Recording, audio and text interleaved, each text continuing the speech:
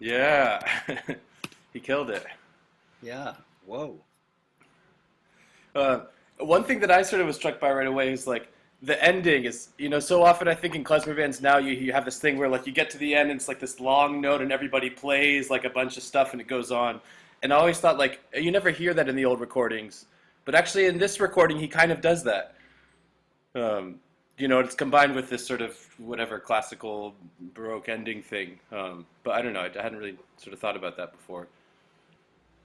Yeah, for sure.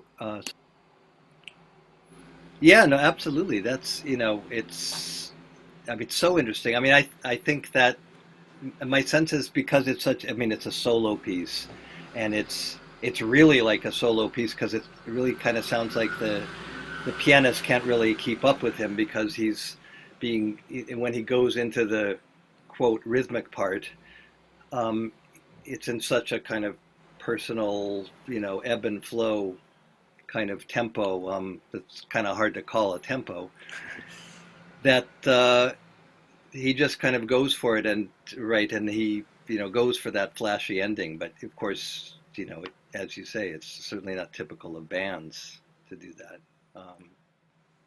Right. Yeah, I Some can't of the tell. stuff I noticed Is that, what do you think? Is it a cymbal or a piano? sounds like piano to me. It's so in the background, it's hard to tell. Yeah, that's that's what I thought, but I'm not. Yeah, um, yeah. I mean, I was having quite a long conversation with Bob Cohen about some of this stuff um, yesterday. Uh, because I don't know, it's interesting. I'm also like whatever in the middle of writing something about some of this, but like I think so often like we have this conception of like klezmer music as kind of one thing, um, and I think that's misleading in a lot of ways. But like besides there being all these different regions and different time periods and sort of band styles, um, there's also very much I think like professional, gigging klezmer in yeah, uh, Berlin and. And just people that played music like we like I think it's important to understand when we say klezmer we're talking about the musicians who played wedding gigs. It's a professional sort of organized music, but there's this saying you can tell how many men lived in a house because men were musicians, instrumentalists in those days, by how many fiddles live on the wall, right? And it's like there's plenty of documentation that it wasn't like Jews didn't only have professional music, and then there's these kinds of recordings which are like mostly quite virtuosic, and it's like, is this an example of like the best, like what the guys who were in a good band sounded like or were aspiring to, or is this like a whole other level, or is this the sound once Jews started going to conservatory, but before that there was some other level? I see Kovnatsky seeming to have a reaction. No, okay. No, I mean, I mean, Gigna was a classical fiddler as well, Right. a classical violinist. Right, he became like the concertmaster of the San Francisco Orchestra or something? He was played in the L.A. Philharmonic for Right. years. I don't know if he also played in San Francisco, but Or I think New York maybe first of them. But yeah, so he obviously had that training. Um, yeah. Some other things folks noticed about it? I did notice some of the droning before some of you got here. We were talking about this tuning, this phase tuners tuning, and sort of what you do with it. Obviously, there's a lot of the octave stuff. There is a point before that where he does this whole nice thing, droning the D string with just the whatever E string above it, or F string above it. Um, so yeah, there is a bit of that. I think obviously like the main appeal of the tuning is the octaves. He's not perfectly in tune the whole time, right? Me too. I mean, like, okay, he's better than us, but like, uh, I think it's never going to be perfect. can I? One thing that I mean that that occurred to me is also it has the same form as the Zweistrunnis piece that Leon Schwartz used to play, which he called Oh, the Turkish Turkish debate. debate. Right. That that it has an introduction, a free meter introduction, which is not in the Zweistrunnis Mm. Uh-huh. format, and then he goes into playing on the two strings, and then of course it has the kind of chaser playoff. But then Right. it had that kind of non Zweistrunnis introduction too. And Yeah, right. It's a bit weird. You kind of think like you go through all the trouble of tuning like this, like why wouldn't you use it more? But I'm curious, like yeah, if they had some sort of programmatic idea or just like make it special when it comes in. yeah, that Uh, I mean that's always been my impression is that you set it up and then you kind of get to the main event. yeah, right.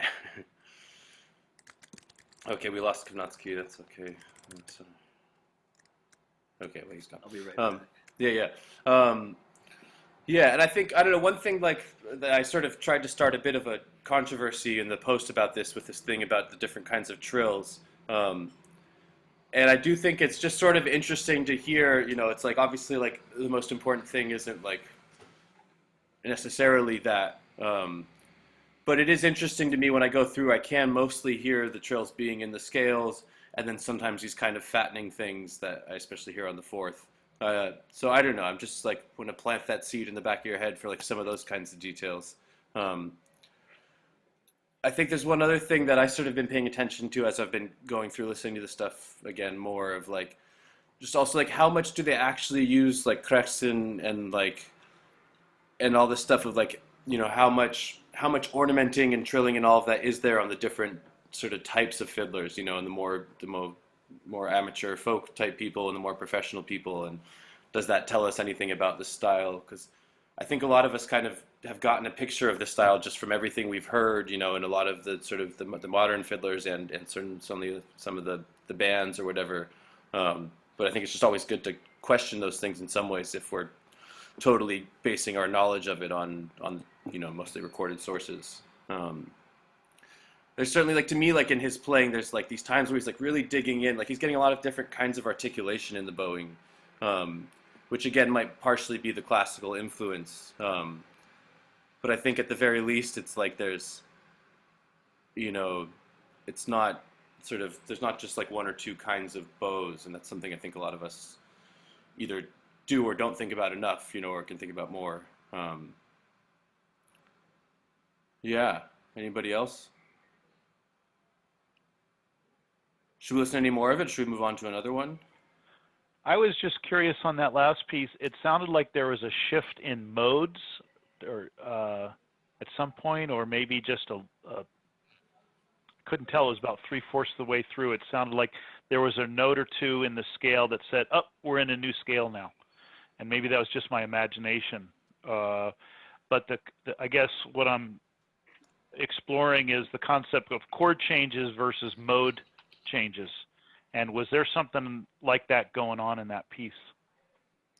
Yeah, I think there was. I would imagine some other folks here might have something to say about that. Um, I mean, to me, it seems like a lot of tunes. It's in whatever, just kind of minor or Dorian or whatever minor it is, and then that like flat five note kind of comes in and it shifts. I think like definitely like at some point when he's in this Festrunus stuff, like that really happens. And yeah, I mean, I know to me, I think there's definitely this sense, especially in these tunes that aren't like so clearly chordal, that like using these modulations or micro modulations to get the effect that we might have from chord changes, or like, like it's a shiftiness that gives it some power. It's not just modal, but it is modal. But I'm curious what the other folks here might say about that. Does anyone else want to listen to it again? Yeah. Maybe having had some of this discussion, let's. No, yeah. I think it's a great idea. We could listen to it at twice speed.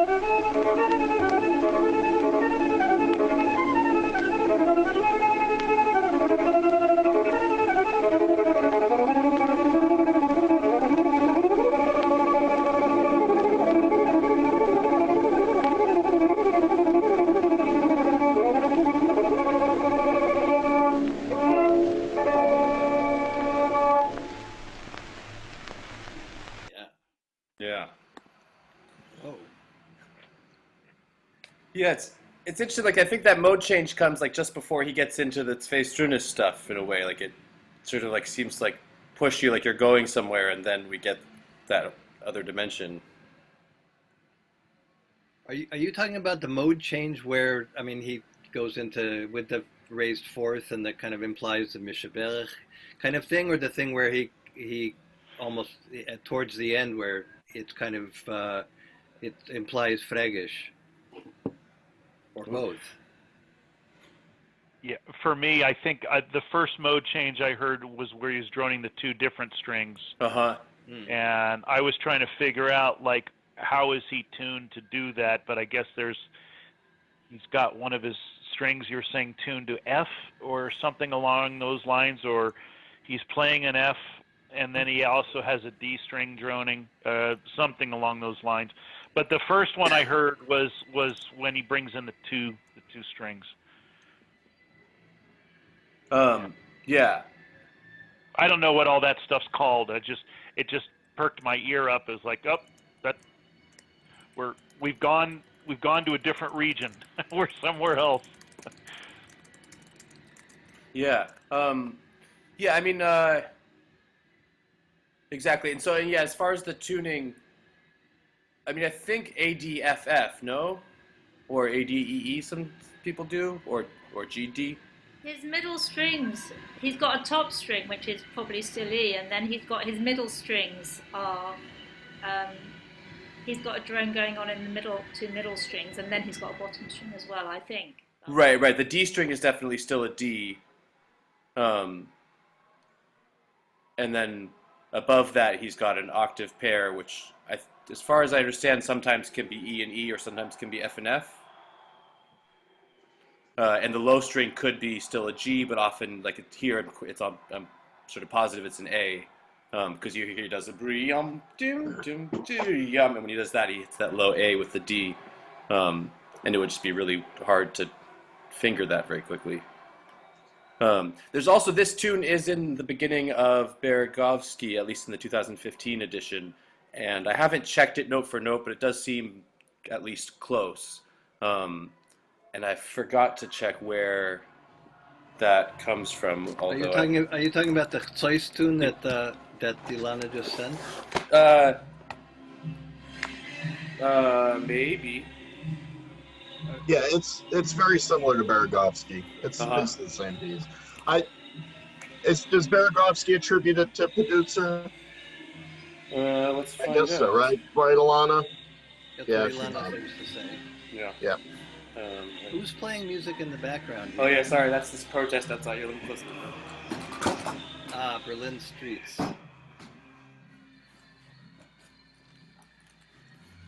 There's a protest about Mariah, I think, happening. There. Have good music.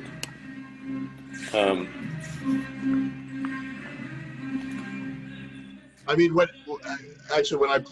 I hear this recording, I'm thinking, gosh, doesn't that pianist ever go to the relative major? Come on, go to the relative major, and he just doesn't do it. Well, it seems like he doesn't really know the tune, actually, kind of, right? Yeah, it's similar to some of the violin and cymbal recordings where you wonder if they ever practiced the piece before they went into the studio. Right. Or it occurred to me that maybe it's possible that that Gegna just told him don't go into time. He just kind of let me be there. But yeah, they're definitely either something of a disconnect or real super holding back on the part of the pianist. Yeah. Yeah, there's some chords that could happen, and just time-wise. I think, Yeah, time-wise more. It's not not that there have to be particular... Yeah.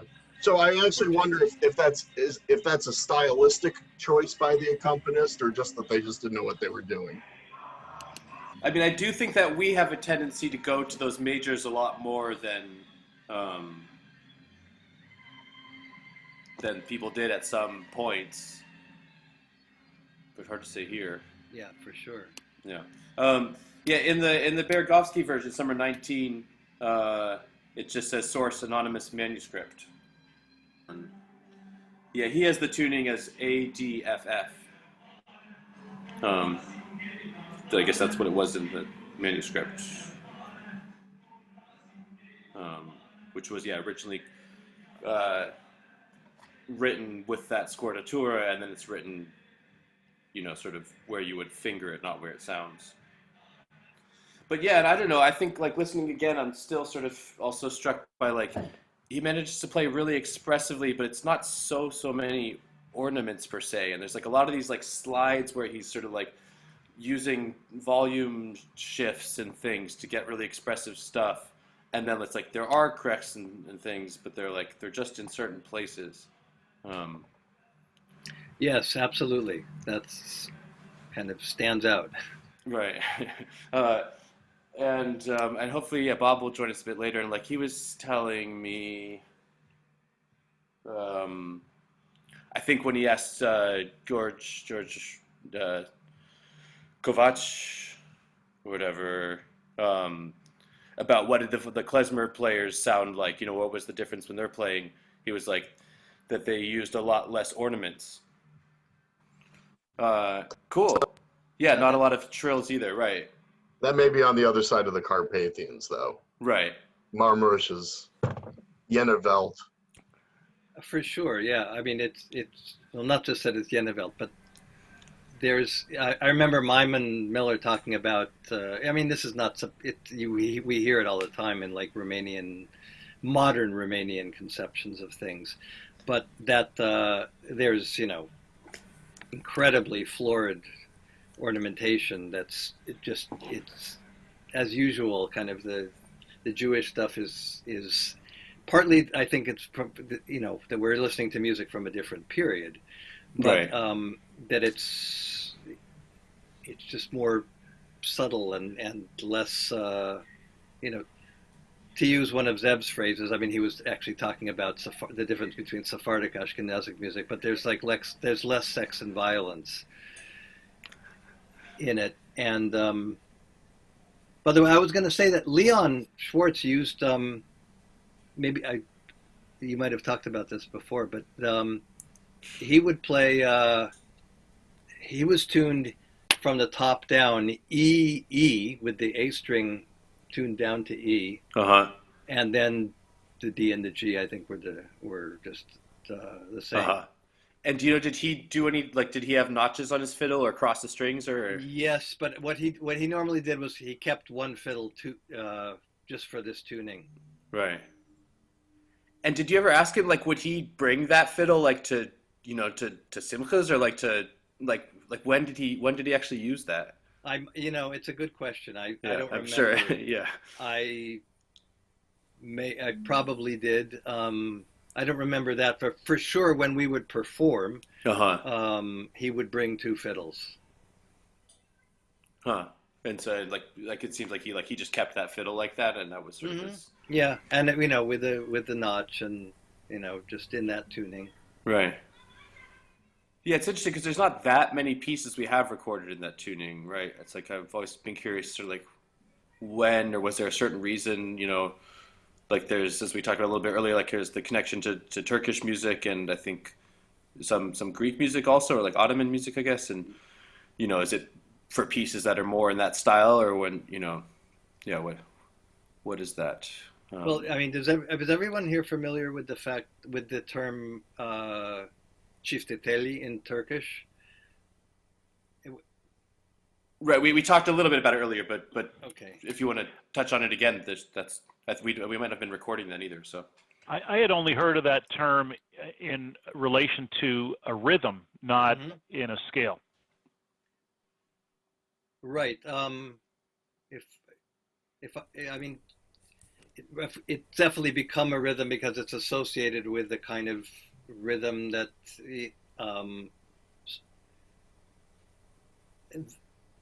that's Küçük or Çoçek in the Balkans, and also with quote belly dance music, etc. Right. That dum dum dum dum dum dum dum dum. But it originally, I mean, in Turkish, and Bob can verify this for us too. In Turkish, it means double strings or pair of strings. It's Kelly, yes. Hi, hey Bob. Hi, I just got here. Hey, yeah, Bob. nice. Welcome. Cool. Yeah, it's getting heavy in here. The protest is still raging outside. Yeah, we've just been listening to a bit of the Chsos and talking about the Svestrunas tuning and such. I'm curious, did you encounter that among any of like the fiddlers down there? Svestrunas? Yeah. There's one guy who's still alive who plays Svestrunas, but then when he says, oh, this is from Dubraja. This is a Turkish piece, and then he plays, a Svestrunas. There's been 2 or 3 tunes of that. That's Wexler. Oh, right.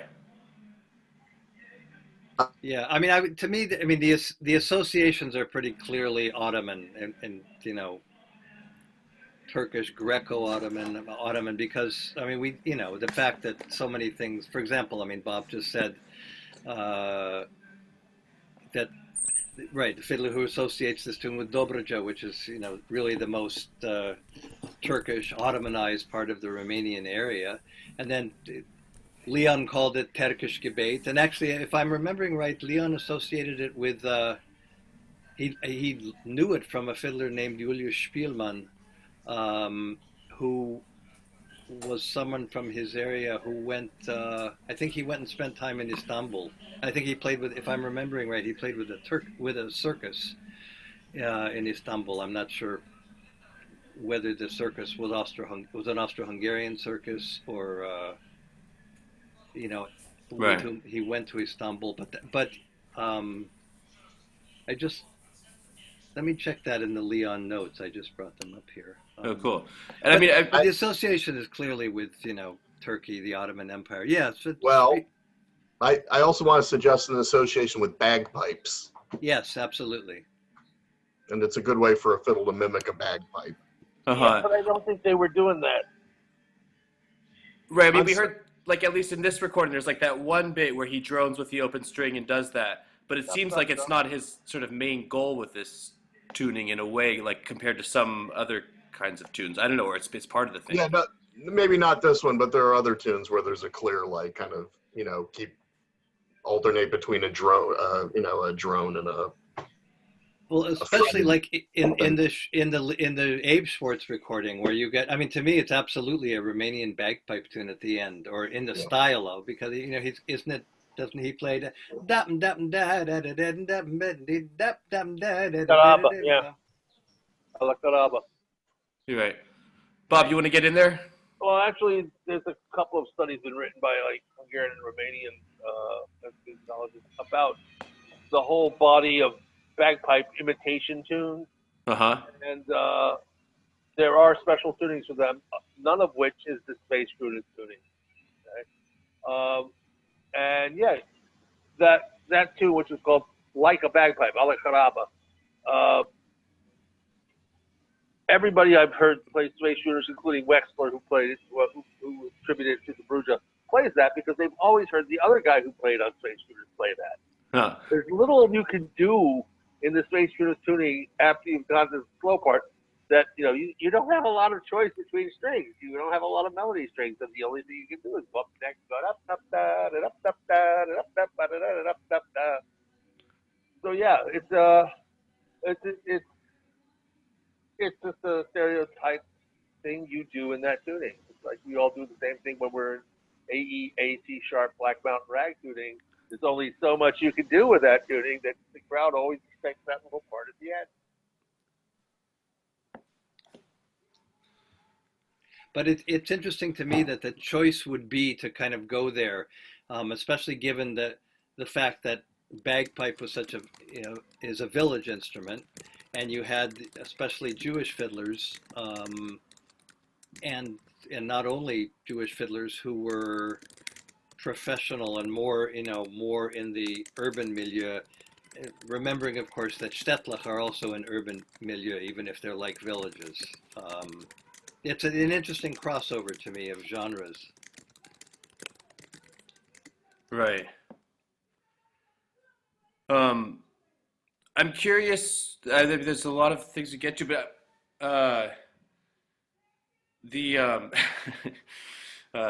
don't look at the chat.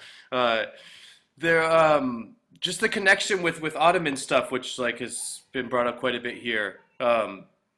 Bob, you were telling me a couple interesting things about that, some of which I kind of knew yesterday, but that might be a bit relevant here, even though probably most of us are quite aware of a lot of that.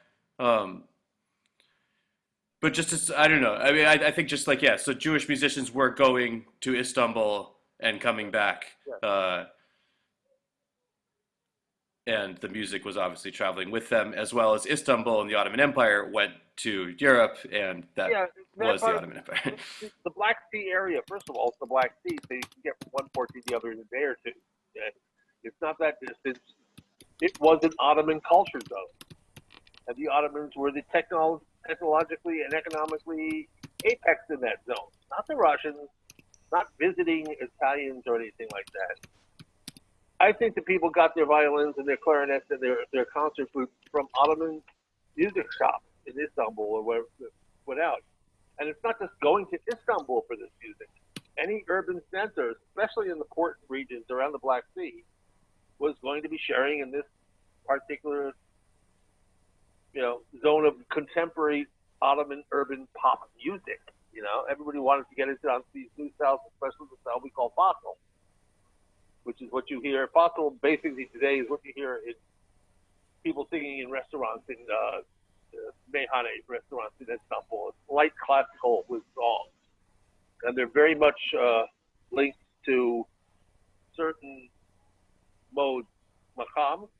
So everybody will do like a half hour of Hijaz tunes and then a half hour of Bayati tunes or something. Kind of the way we play everything. Okay, we're going to do stuff in A tuning. We're going to do stuff in D tuning. We're going to do stuff in that tuning. They'll all stick to a certain maqam for a while. And that was what you did when you went out for a night of enjoying wine and mezes and stuff like that.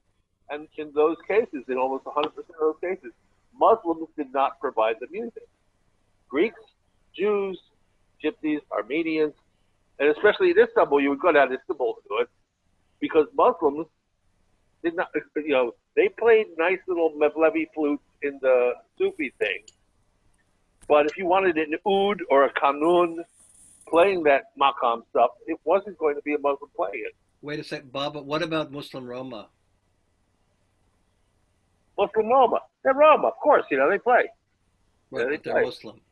Yeah, but we're talking about classism here. I know what you mean. And I'm saying Ottoman, not Turkish, because Turks were in Anatolia at that time. When we say Ottoman, we talk classism. We're talking a multi-ethnic thing that goes up, which is Muslim, and then especially in Istanbul, you have Greeks and you have Armenians, and they're Ottoman. They're loyally Ottoman. They're linked Ottoman. They're not Muslim. So I don't think anybody who's fully upper class is going to want to be making their living playing fiddle in the meyhane. But with the Roma, they had a music tradition, especially with the Zurli. It goes back to the Byzantine time. Okay, they were officially the military musicians for the Byzantines, became the official musicians for the Ottomans, and again, their thing was Zurli music, which is not necessarily the stuff that we're talking about, which is Campania, stuff with violin and oud, and as we don't know for sure what they were playing in, say, Bucharest or Varna or Ismail in the 1600s, except for maybe Dmitri Kantemir. But then Dmitri Kantemir went to Istanbul, and he was a tambourist, a very classical musician. We know Anton Pan, the Romanian musicologist from the 1850s, who was Roma from Bulgaria, in fact. He was a church chorister, and he notated all these songs, and he wrote them down. And we have a lot of stuff with the band, for example, Trey Parale plays it. Rushevsky turned me on to a band from up in Potoshan, or Suceava, that plays historical Romanian music. They also do Anton Pan's repertoire. And in his writings, he refers to all the musical instruments and all the musical terms using their Turkish classical names and so forth. So he refers to the cymbalum as a kanun played with sticks.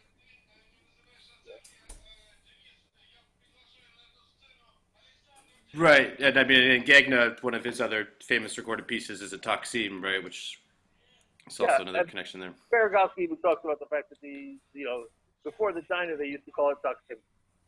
Right. Should we listen to another tune? Cool. So maybe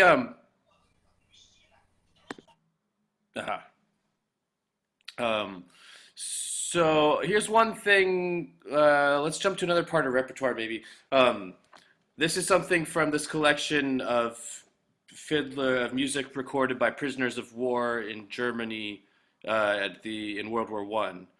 And there was this sort of archive started. A guy for a while had wanted to make like a sort of library of languages and accents and musics from all over the world, and then the war hit and they had all these prisoners in camps, and they're like, oh, perfect, we can just go and interview them. And so they would have them count and recite a certain, piece of poetry or something, or play a song or whatever. And we did a project with this. And I will say that they kind of, some of the stuff, like they set them up, like they didn't have them just say something they would naturally say. They like said a certain poem.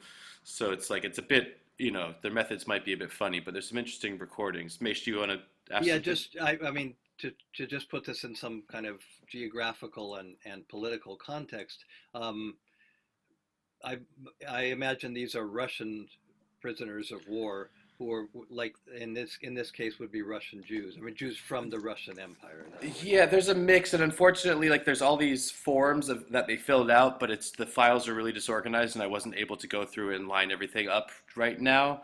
There's definitely some from Latvia, some from Russia.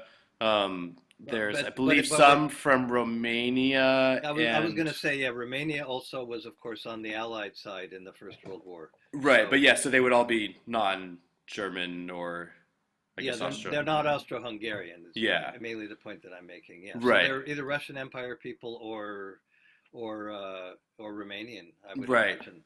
Yeah, and this one, I mean, maybe you'll be able to tell from the accent. So this is actually somebody singing and somebody playing, whether or not it's the same person. And I think it's an interesting example, partially because mostly of the only examples we have of that are from theatrical music, and the general sort of idea is that like the vocal tradition was separate, which I think is, true to a degree from my understanding.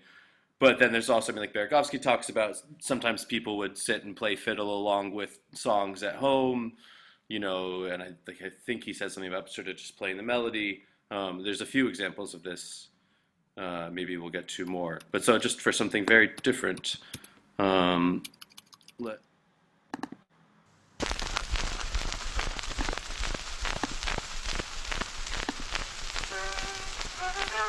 better?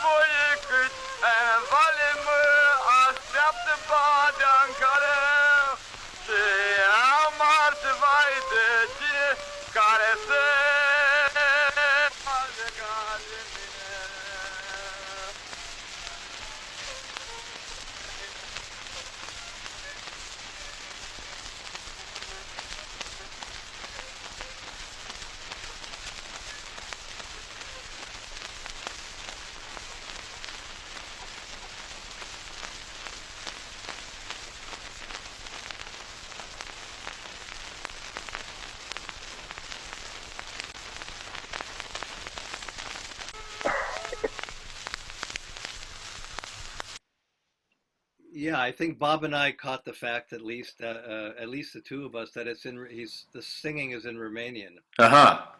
and I think it's pretty clear. I think maybe both of us would have to listen to it closer to understand better, but I certainly, as Bob wrote, I pick up words too. I'm more than words, I mean phrases, but um, Yeah, do we know who this is playing? No, I had it'd take me a while to figure out it's from these files because they're very jumbled up. But I can try to find out. I mean, it's some prisoner of war. I don't think it's anybody well known, but it could be. Um. Oh, We yes. don't even know who. I mean, in terms of nationality or passport or anything like that. No, no. Again, I'll try and find that and send it to you later. But yeah, I mean, probably Romanian then, I guess. And I mean, it seems to me like it's two people, right? Like the fiddle doesn't come in exactly with the voice. Um, I don't know. I mean, and I sort of love like the interlude bits also, and like the way that he just always ends in major. It's just this quick little thing, and then back to it. Uh, it reminds me just of like a lot of I think folk kind of music from around there, or this Well, I thing mean, that. to me, this sounds like a Romanian popular song of the era. Mm, And Bob is nodding because he uh-huh. also thinks that. Yeah. It didn't sound. I didn't hear any phrasing that would say folk. It sounded like I went to violin school for 4 years and now I'm a prisoner of war. Uh-huh.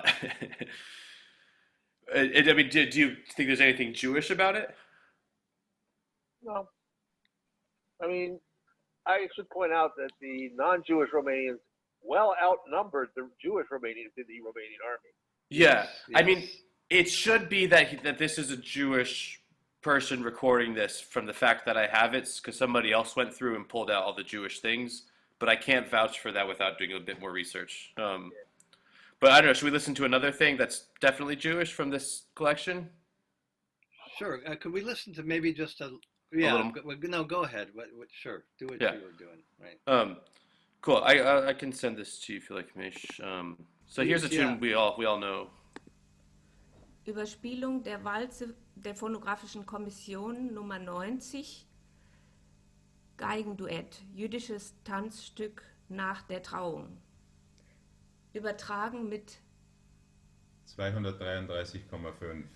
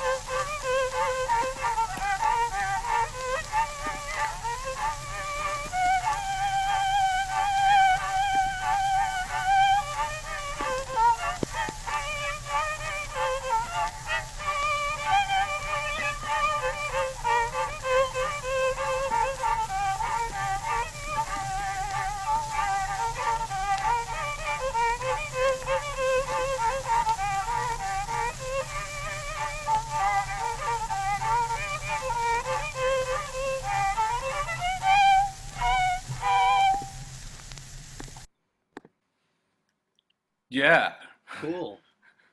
right? Uh, so that's Jewish and strange, and again, also it has that fun major ending. Um, yeah, and the Sekud player pretty much just like I think a couple times maybe he doesn't do all three notes, but like it's basically just doing the same thing the whole time. Um, and I don't know. I like how even with that, and like obviously this isn't Gegna playing the lead part, but it's like the phrasing is still really interesting. I think, um, and like yeah, there's not tons of ornaments or something, but it's like it's very Yiddish playing to me. I mean, as I wrote here, I mean, it sure sounds to me like it's very possibly someone who heard the Belf recording. Because as we know, there were, I mean, and Jeff Wallach is the person to really speak to this, but, and Kurt as well. there were a lot of covers of that stuff. I mean, there was already a recording industry, and that stuff got around, and lots of people covered what was on those first recordings. Mm-hmm. Yeah, I'm curious. It's so close to that. Yeah, you mean just like the rhythm that he's playing? No, the actual the way the tune is rendered, with some individual kind of rememberings or turns in it, but this follows the same format as the Belf recording. It's like, I mean, I don't know, of course. It just I want to put that out there as one of the possibilities. Not that makes it any less valuable, but it's it's important to keep the fact of that kind of distribution of and ways of learning tunes in mind. Right. Yeah, I think it's something a lot of us don't sort of realize, that there were records floating around back then. I'm curious if any of you like know this rhythm from some other like dance or culture or whatever. It's not a professional contra player. Yeah. It reflects a theory I have, which is that the secund playing was always simpler than we do it today. Absolutely. And my guess is it's just another guy who could play the fiddle, and was called. He said, "Back me up, play contra on this." And the guy said, "What the hell? Okay." Right. I mean, to me, it's the secund playing it's within the realm of what Jewish players do. I mean, I'm obviously coming from a different place, but I mean, I would do that kind of stuff today. I have recordings. But also what the rhythm reminds me of is the kind of marmarosh playing, or to use the Romanian maramuresh playing, where they're going jung jung jung jung jung jung jung jung jung jung jung jung jung, that sort of thing. Yeah, but those patterns are very set, and the thing about where he doesn't even minimally harmonize to the melodies that these fiddlers doing is also a very marmorish thing, which is that when you're playing professionally, you get your brother, who you played with for 40 years, who knows where you're going to change your chords. When Bob Cohen shows up, or French musicologists show up, and we offer very little more than maybe some orange juice and cigarettes, you get your wife to play the guitar.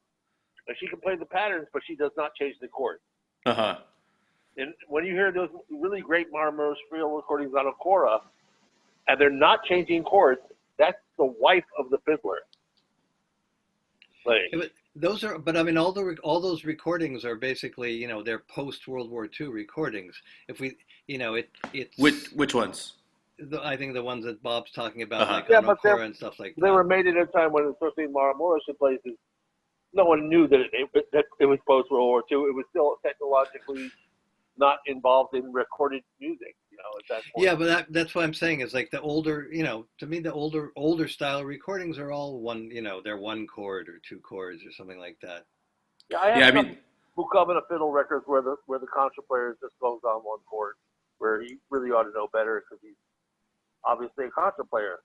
But it's there for a dance reason. I've heard Cajun fiddlers in the background. Just they're there for a dance function. They're not necessarily there to play like a good Cajun second. Right. I mean, I've heard from you, I think, Maish, that like the question of how did the Jews used to play is like, oh, they played less chords. Right. Yeah. I mean, this is the extreme of that, but I forget who it was. I think that's true, and also, I mean, but again, we're talking about music from different times. I mean, we can't really compare we can compare, but I mean, we can, to kind of match up the rhythm and harmonization of a World War I era recording with anything after the Second World War is a totally different time. I mean, it's pretty, I think it's pretty obvious to me. I mean, this is not kind of rocket science, that there was much more harmonic development, and that I would say there's a pattern of Roma, especially going for more harmonic development, especially in the time after the Second World War. Rhythms change. We know from I mean, I'll even just mention Myman Miller again, doing field work in Romania. That, for example, in the things that are like invertita in Maramuresh, where there was a switch that although the accompaniment is played in a 6/8 rhythm, by the time the Fratzi Petreius recorded, and that by the time sometime in the 1950s or 60s, 1965. Yeah, exactly. So that that they were playing those rhythms in 6/8, whereas before they used to play them in 2, just like we have people, there are any number of accounts of Srba having been played in same things. The Srba having been played originally in a straighter rhythm, and then the shift happened sometime, especially after the war, or maybe in the interwar period, to 6/8. Right. Yeah, like this whole development over time, I think, is again a key thing to sort of think about. And like as we're playing, we can tap into different time periods, or we can also, be our own time and whatever that means for us now. Should we listen to another one? Maybe something else from this collection, I guess, although I'm tempted to go into more Sekund stuff, but let's listen to one more of these. I think this is the one that I want you to hear. I'll skip over that stuff.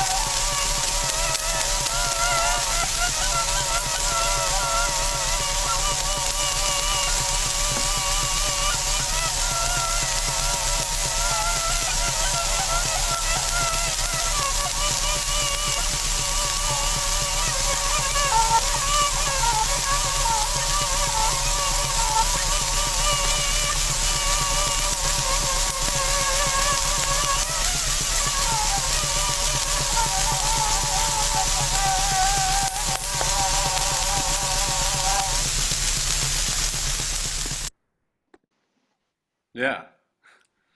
I'm curious, what do you guys think is playing the drone? The machine. I forget who it was. I think it was like Andreas or somebody thought that. Yeah, he thought that it was a human voice, which is interesting because it does come in and then there's like sort of breath places. It seems pretty weird. But I don't know, and again, is that what they did traditionally where he was from, or is that like he was in a prisoner of war camp and had somebody do it, or is that just something else completely? I don't know, but it's interesting. The pitch is quite consistent for it to be a human voice, which is a bit. Can you play a little more of it again? Yeah. What was that, Bob? It would be consistent if it was a machine. Yeah. But then it's like the way it comes in and out is sort of strange. But yeah, let's listen to it again.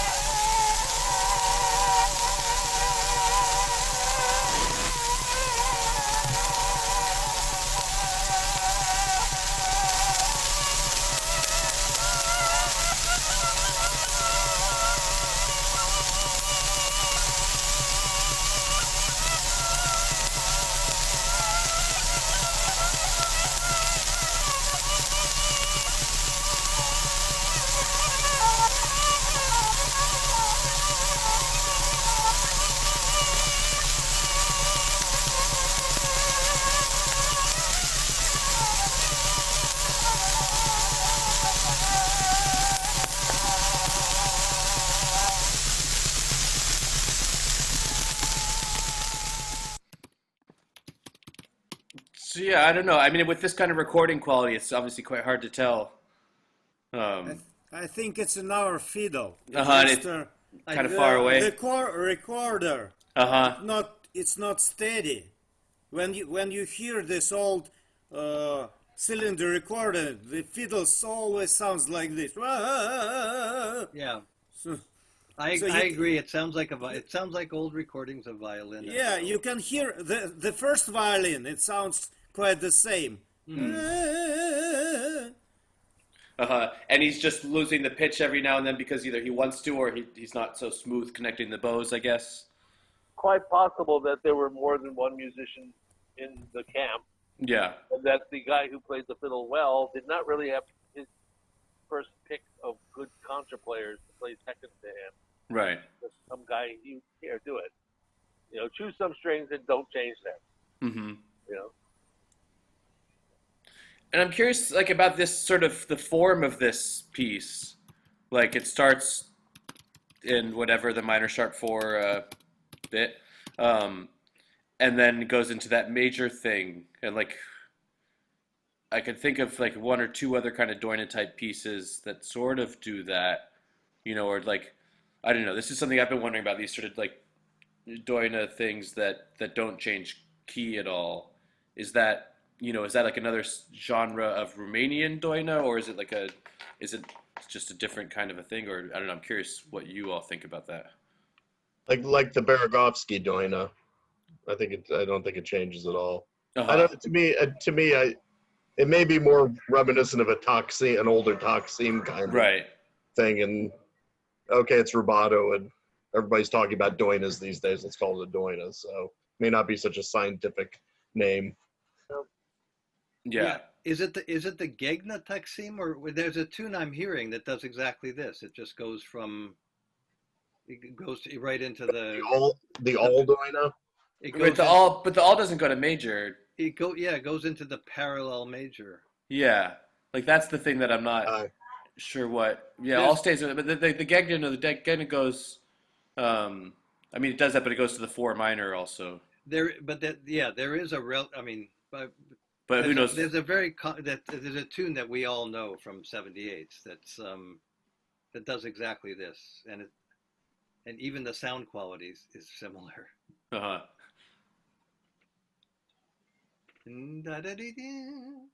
Any other thoughts there, Bob? No thoughts whatsoever. Oh, great. Yeah, nice. I noticed that I don't know if it's the recording speed, but it sounds like a little faster than for a rubato piece. I find this in a lot of the older recordings, like the Steiners and the Schneiners and the Alls, that their phrasing is a little bit faster than I think people tend to phrase it these days. And that's something that's always interested me. They're always a little bit ahead of where you think they're going to be. Yeah, although I've had a career in trying to chase down fiddle players on these kinds of tunes. But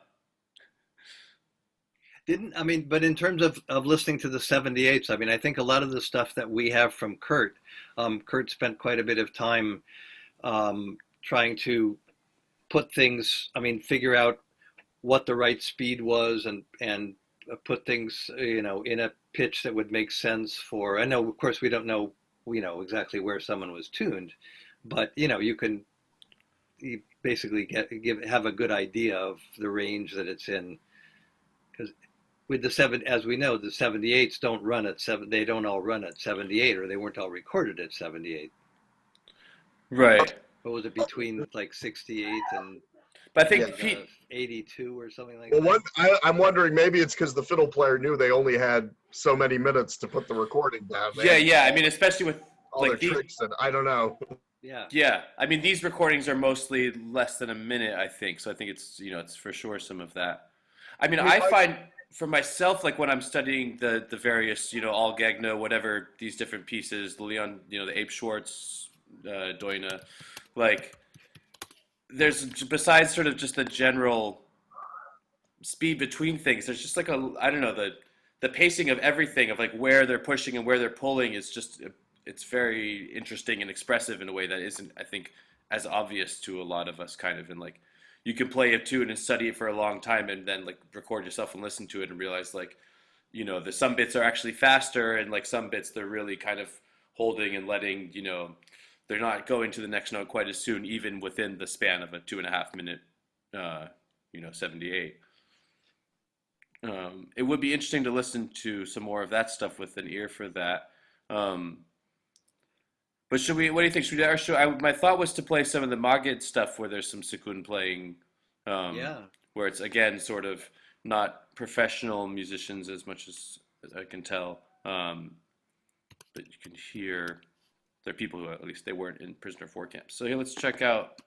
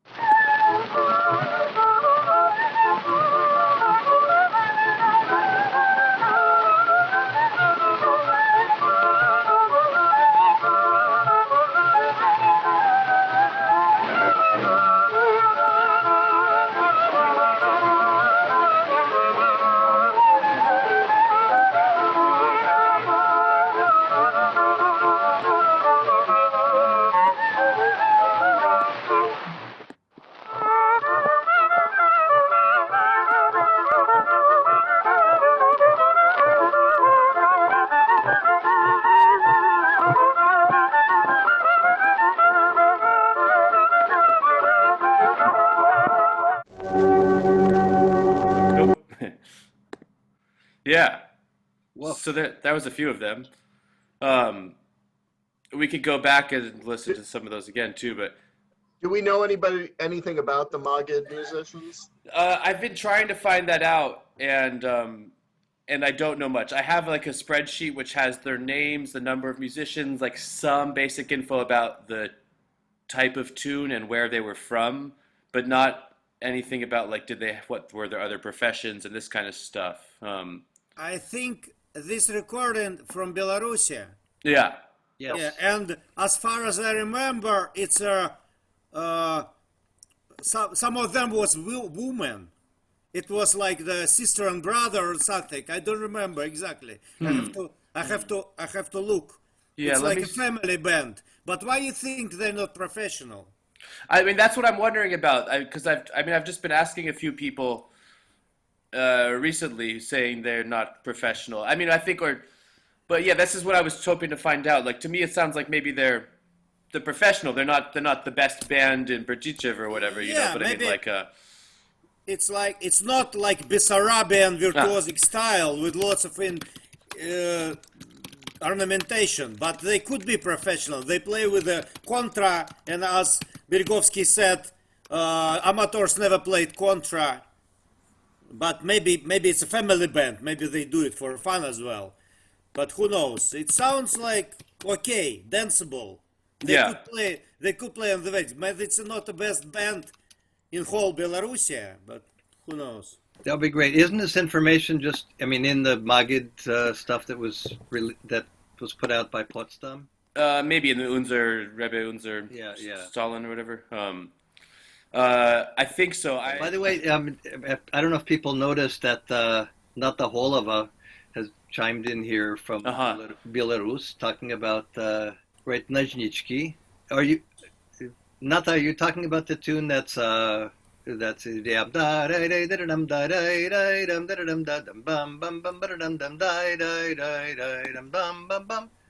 yes, and that one, by the way, I mean, there's what's her first name? Nazina, the Belarusian ethnomusicologist who recorded a lot of Jews. I mean, they're playing that tune is pretty clearly very popular in Belarus among non-Jewish players after the war too. Am I right here? I mean, I've heard a number of the recordings of it, and the fiddlers that play it are playing it all the same way, basically. Uh-huh. Yes, and it is the Alabrida melody, but I mean it's a Hasidic tune. As I know it. Могилевская область. I think it's right. This Sarah and Wolf and Yeah, that's familiar to me too. Solodkin, Wolf, Solodkin, Mm-hmm. Meisha, and Solodkin Sarah. Yeah. Two men and woman. And Uh-huh. and Retale, which is I mean, Right. I think a variation of Retale. Yeah, for sure.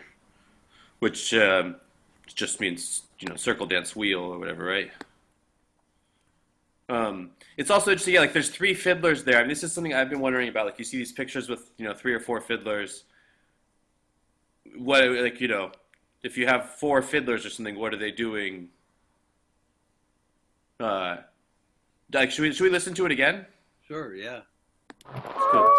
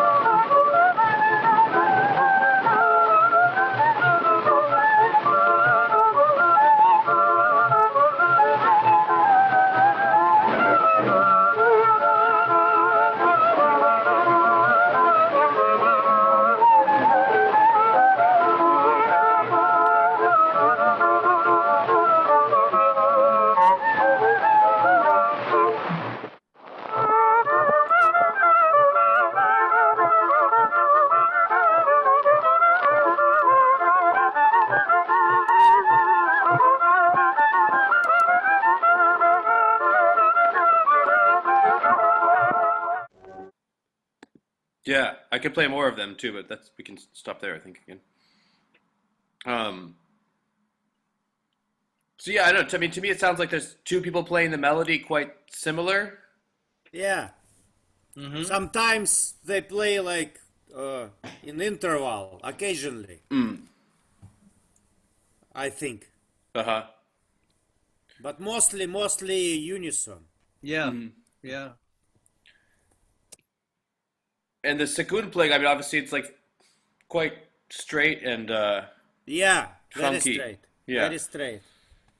But I mean, and it does, like there's this kind of thing today. I think of like, sekund playing should be yum pa pa pa yum pa pa pa, and not like too many different things. And I've just been curious since we don't have that many sources where you can really hear it. But it's like, yeah, that's what they're doing. Similar to what Belf I is doing. wouldn't say necessarily that it should be yum ta ta ta yum tum tum tum. I mean, a lot of us. I mean, I know I do that a lot for variation or just. But if you look at for example, the kind of stuff that Deborah has taught and done for years, which a lot of us did, or some of us did too, was it just kind of really jump, jump, jump, jump, jump, jump, jump, jump, which is what I'll point out what the recording you just heard. They're all playing at full blast. They're playing. Right. Those are people who play for dance. Okay? Right. If Yeah. they were to take that beat and go into a crowded room full of people who are half drunk, that dance would probably last for at least 10 minutes before they switch to another similar tune, then eventually get back to that tune. And a cycle of dances would last for at least 15, 20 minutes. The way people play contra with a very busy style works for a 3-minute record. It doesn't work in a 25-minute dance. Yeah. Mhm. Yep. So I mean, that sounds like a band that played for dances. Probably professional. They expected to get paid. They're a family. They're all the same name. They know what each other is doing. They didn't expect to be, competing up against an Al or a Zane Good or a Geiger, but they were the local faves for a dance. You know, there are probably other musicians, a couple of roads, villages down, who also, have their territory. When you get to Belarusia, there was Klezmorim, if they were Klezmorim, they had territories. They had guild-defined territories that they played in. They just played everywhere. And so that sounds to me like when we talk about more colloquial, folkish klezmer version. That's above. Dad pulls the fiddle off the wall because he wants a little entertainment, and below we make our living full time as klezmer musicians. And we went to an academy to learn. That's Right. Bog standard family klezmer band. Uh-huh. That's what I hear too. And about the idea that there's a woman playing, because I don't even read Cyrillic, so I didn't. Not by the names. Shia. No, but Sarah, Shia- no? No, Shai is a man's name. Ah, sorry. It was my mistake. I thought it's Sarah. Shai is Yeshaya, Isaiah. Okay. Oh, I'm sorry. We got excited There's for a moment. Sarah as well, Raskina, Sarah. Sorry? There's two different lots of people, and one is a Sarah here, this one, Raskina, Sarah. Yeah. Where do we see that? Is that from the same 1872 Raskina Spitzer? Sara. Yeah. Oh, well, it's 1872 or 1873. This is from the Magid book. These are the translations. Uh-huh. Great. I'm curious if somebody wants to check that with the Russian. 1873, there's a few. Well, should we listen to some 1873? Yeah, Raskina Sarah. Yeah. Da, вот. Вот. Da, Solodkin. So it's like so it's not the same lineup on the older recordings. Yeah. Or is it somebody didn't read the handwriting, right? Yeah, but Raskina Sarah and because other names is Solodkin. Yeah, Uh-huh. I mean, Raskina Sara and Mesha Salotkin are, it's kind of hard to confuse those. Yeah, exactly. Right. Well, but so first of all, then, so she's not in the same family, or is this patronymics, and so they wouldn't have the same name? Maybe she married someone named Raskin. I mean, This is a bit strange. or was, I mean, it's people had different last names. I mean, the Kleinmans and the Brandweins were all related, but the Kleinman decided to take the name Kleinman for probably having to do with the draft. Right. I mean, I'm just, I would be surprised to find a female klezmer, unfortunately, playing and recorded back then, but even more surprised if she wasn't in the family of But one it's of... not. It's 1931. Uh-huh. So it's Yeah, exactly. We're not talking about, this is not the 17th century. Yeah. It's the Soviet Union. Yeah. Mm-hmm. Great. A little bit of progress. And also, perhaps. we know that there were, even from the, the old photos, there were some women musicians certainly from, considerably earlier than that. Uh-huh. But playing in this kind of a band?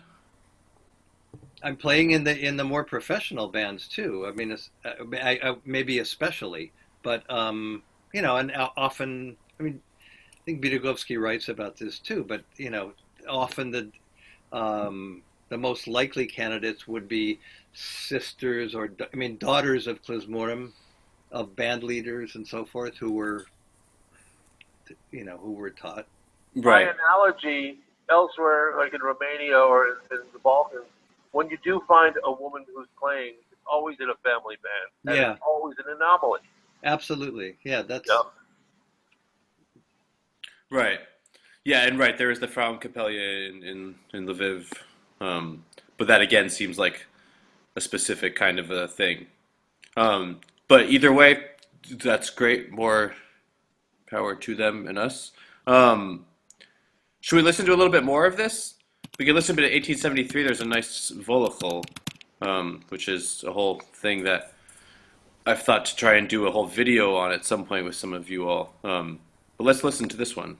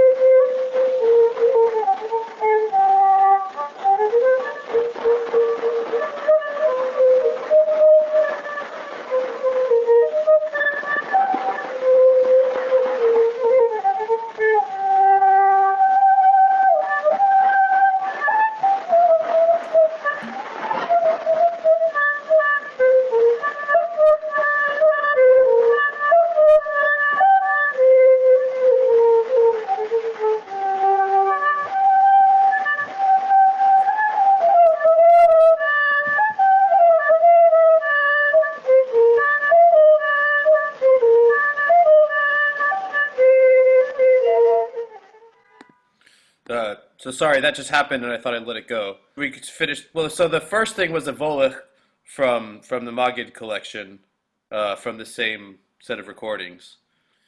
Yes, Zafar. Were you talking about the last tune from the Magid collection, or something before there? I don't know. I just saw it, but that would make sense. It's the one that goes. Yeah, right. Cool. Yeah, I unfortunately still haven't got to check out that full record. We also played it with Cecil and Litvakis, and it was interesting because he transcribed it and sort of heard it as like being in a rhythm of 3-3-3-2 or something, like dum da dum da dum da dum dum dum da da da dum da dum da da da da dum.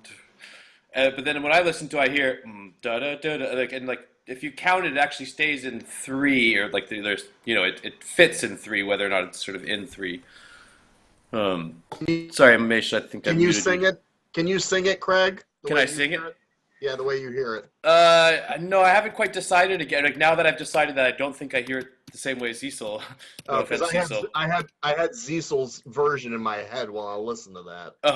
But it's like, where is the downbeat? Is like, I mean, you can tell from the Sekun player, I think, where they're playing it. But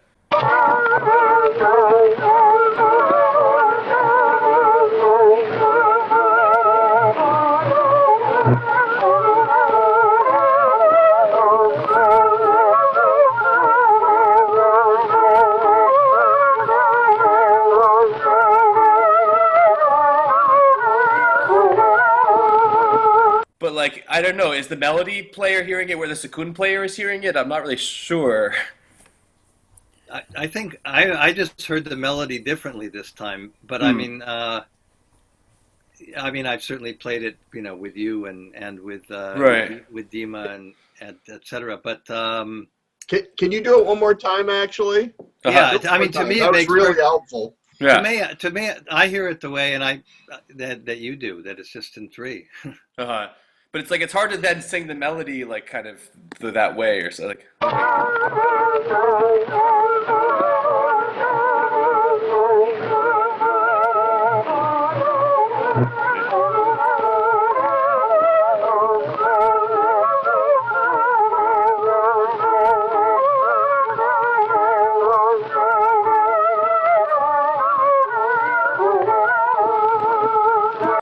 Right, so it's like da da ba da da da da da da ba da da da. I think it's just what we would call a crooked tune. Right, and like, so that's kind of what I'm wondering. Is like, yeah, is the tune just crooked and it's really kind of 5 and 5 and 2 or whatever, but the Sekun player is just kind of playing 3 underneath and accenting certain downbeats. Is it not that we're what has been, and I think what Dima Zisel had played as a pickup. Actually could be not a pickup, or else it is, or else there wasn't a pickup, and there it actually should be in there. Right, or is it really like 1, 2, and 3, and 4, and what? It's like 5 or something. I vote that it's a crooked tune. That's what you say. And I mean, does that form like? It's called a Volach, but does it feel like it's from so far south, or like sort of Polishy, or like? Well, to me, a bunch of the Volach tunes are they're in 3. They're in the triple meter. Right. I mean, let's not forget that. I mean, again, it's this is the 1930s, right? Yeah, I believe so. Right. Okay. So I mean, Lubavitch established its second center in Nikolaev in southern Ukraine in 1890, or in the 1890s. I think it was 1890. By that time you had, we had almost 30 years before the revolution for like the Lubavitch southern repertoire to get around, and et cetera, et cetera. I mean, none of this is very surprising to me.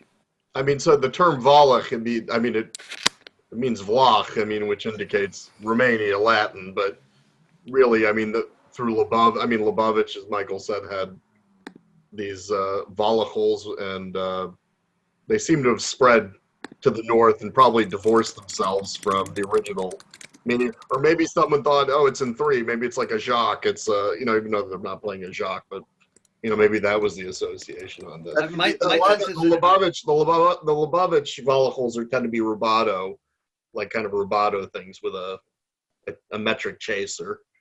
yeah, but Lubavitch also has, especially if this, Southern Lubavitch has these tunes in 3 that are called Volach also.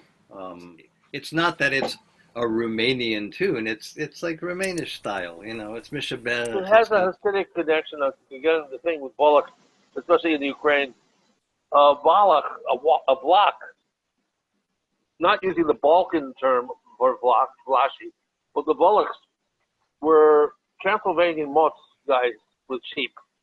And they would basically hire themselves out to Bessarabia and then the southern Ukraine, all the way to the Caucasus, and there were Romanian colonies of people who were sheep herders doing the steppes, for hire annually, Right. and then going back when they had enough money, or forming colonies as they did around Kerch and into the Crimea. There were Romanian colonies.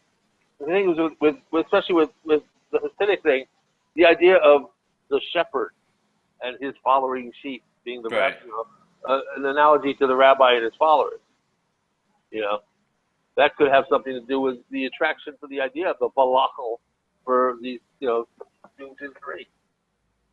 Right. It's also, this is, again, this is not mysterious. It's not rocket science. Volach is an old term for Romanian, or, it's the same as it is in, pretty much, most of the other Slavic languages and in the Balkans. It's, there are older terms in Yiddish for different nationalities. Lech for Poles, Volach for Romanian, East European Romance speakers, et cetera, et cetera, et cetera. Right. So, And there are also plenty of Volachs that aren't in 2, or things that are called in 3. Sorry, there are some whatever that aren't called that. It's curious to me because like playing second on them, I've never like really understood like, okay, it's like it's not a Jacques, but like should I maybe play like 1 and 1 or something, but like in more straight, and like it's interesting the way that what he does here is like it's playing pretty just playing kind of 3/4 notes, but then like sometimes really accenting that first beat. And I don't know, that's just okay. That's one possibility for this tune at least. Well, to me, a lot of times the melody will really indicate that Yeah. Jacques rhythm, and this melody doesn't indicate a Jacques rhythm to me. Uh-huh.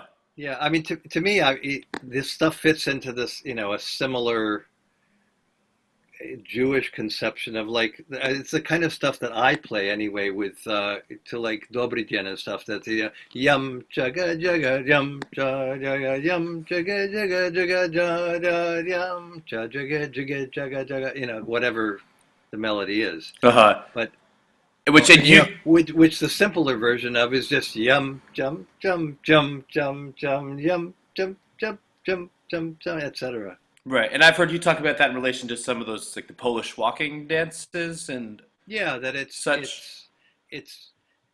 but whoever mentioned the possible connection with Jock and the Southern style, that's I think that's probably in there too, or it very well could be. But the and that Jewish players, the Jewish musical universe had this straighter, more probably originally more Polish conception of how to do things in 3. That's not waltz. Mm-hmm. You mean like northern-ish Jews, or just? Well, the Southern Jews came from the north largely, at least in terms of Yiddish culture. Meaning that they migrated?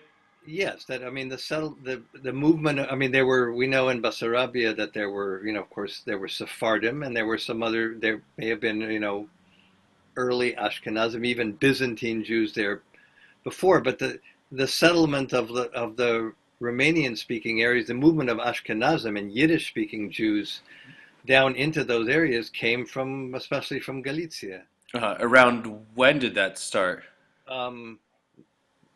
Mainly in the 19th century, but maybe late 18th century. But for sure with the Russian acquisition of Bessarabia But in 1812. Curious, Bob, your thoughts there. Well, I'd go earlier than that, much earlier. I mean, I go earlier than that too. That's why I said late. You're talking about like century. major migrations or something. Almost. I mean, who knows where they migrated, but they were there in the 1600s. Itzhak Schwartz has a book of like, own inscriptions from the area around Yash and so forth. And they go back to the 1600s.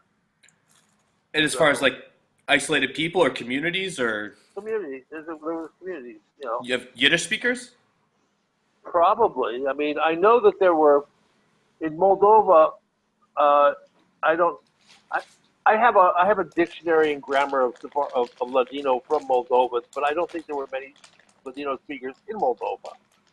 I know that in Romania, Focșani in southern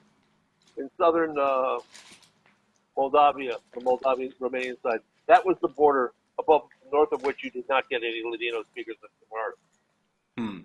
You might have there were bakers and so forth who might wind up going up north up the rivers and so forth, but basically the Sephardic community ended at Focșani, okay, which is about northeast of Bucharest. There were Romanios in Bucharest and in Bulgaria and in the Black Sea area, but I don't think they really became culture bearers of that after 1600 at all. And I think what you had the Khmelnytsky massacres in the 1600s, and you had the Sabbatai Z Afan in the late 1600s, all of which contributed to a huge upheaval, okay? A mixing and refugee situation and theological confusion because of Sabbatai Z, leading to Hasidism. At which point, whatever was there congealed into what we know as the Bessarabian, Ukrainian, Romanian, Ashkenazic ethos, Yiddish speaking. That congealment is in the 1700s. That goes up until the early 1800s. At which point, boom, that's what we know. It's unlike, for example, what's his name? Pavel Krivicek's. Roman Krivicek's father wrote this book called Yiddish Civilization. Right. He writes that what we think of the shtetl, this horrible, debased oppression, is only the last generations that we have access through our grandparents' stories. But in the Renaissance years and Middle Ages, those Jews were not oppressed, and that came with the Russians. That came with Russia. Okay? That's absolutely.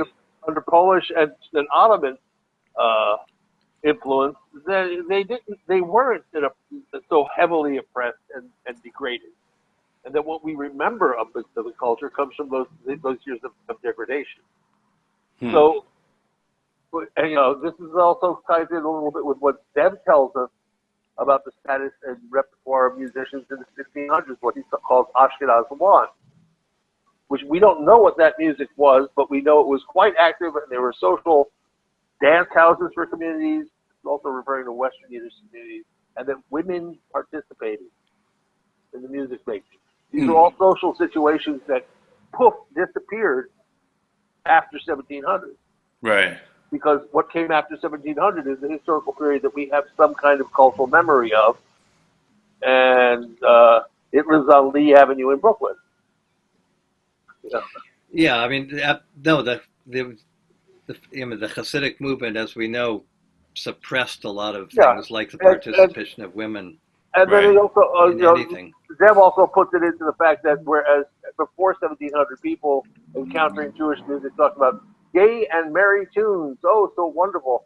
And then after 1700, nobody would go to hear Jewish music without saying, what the hell's with the sad music? They play funeral tunes at weddings. Yeah. But, which goes along with the change in Jewish costume too. It's like, there's I remember years ago Zev and I were talking about this. There's like both the Austro-Hungarians, I mean basically with the partition of Poland, Austria-Hungary under Maria Theresa, and then the Russian Empire. We're talking about the end of the 18th century now, the end of the 1700s. There was the banning of Jewish costumes, so that's the black and white started then. But that's a well-known fact. But there was a wonderful. I know Zev has a copy of. There's a wonderful painting of a Transylvanian Jew, I think, from the 17th century, who's in yellow boots and red pants, and it's colorful. And we have some indication of that with the Rebbe La'Arel Chassidim, the Chassidim in Jerusalem, who are wearing the green and gold robes. They're from a period I think before the black and white. Right. Yeah, it's like, in our memory, we sort of think in terms of Jewish culture pre-Holocaust and post-Holocaust. Well, previous to that, there was the 1680s. It all came down on us, and what came after that for the next 200 years, more or less, was a new animal. Well, the 1640s really with Khmelnytsky and so forth. And 1680s was Sabotage Me, and then the early 1700s it was Hasidism. Right. So, but I noticed this that if you look at the 1700s in terms of colloquial written commentary by Jews about their own communities and so forth, we have lots of questions because people didn't write an awful lot during the 1700s about their communities, unless they were up in Lithuania. It was kind of an embarrassing, bad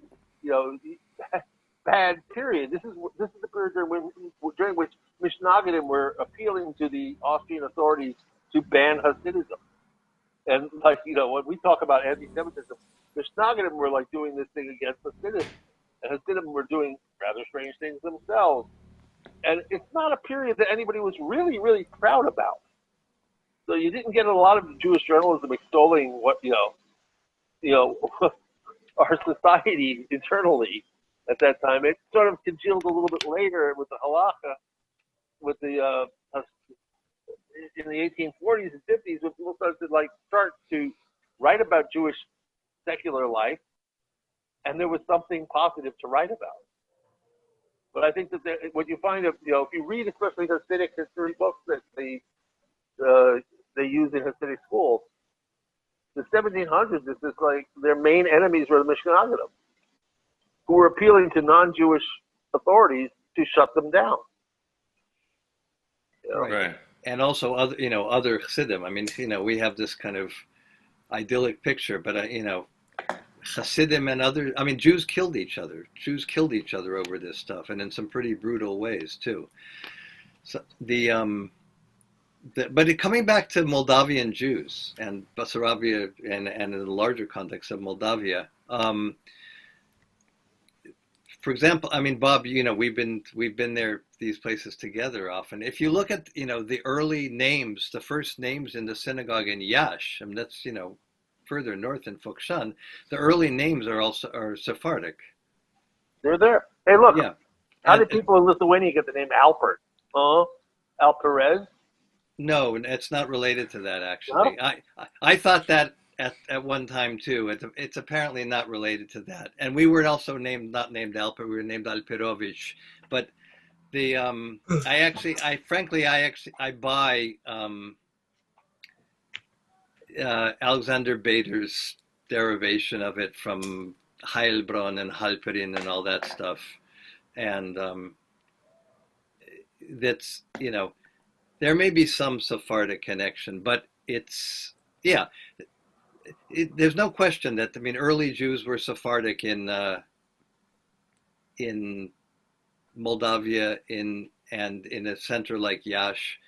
And by the way, there were Romania Jews who remained there. Yeah. And some of you know Eddie Kagansky, the accordion player from Vertuzhen in Moldavia, which is where Alan Burns' family is from, who now lives in Hamilton or Burlington, Ontario. He played me. I recorded from him. He used to play Romaniot weddings He has I think three tunes that were Romani Jewish tunes that they played. This was, of course, in the 1970s, 80s. Huh? Is he? And he's still alive? Edik is, he's Yeah. like pip. He's my age. I wonder if we can get a hold of those recordings. Or do you have them? I have them. I haven't listened for 1,000 years, but that now it's should be digitized. Yeah. Generally, in the Balkans, for example, Romanio's families are known by their names. The writer Elias Canepi from Rusa, as the Romanio name. They tended by the 1600s to have been overwhelmed by Ladino culture, and they followed a Sephardic rite. Yeah. So outside of Greece, they tended to fall into Ladino society. I'm curious if we should go back to some more music, but I mean, does anybody have some questions about all of this knowledge that was just dropped before we do that, or do you two want to take this somewhere else first? Okay. Maybe we should sort of head south, but should we listen to one more Volachel for Volach from Magid's collection first? Sure. Yeah. Let's listen. Just see if there's anything else to it. This is 4574.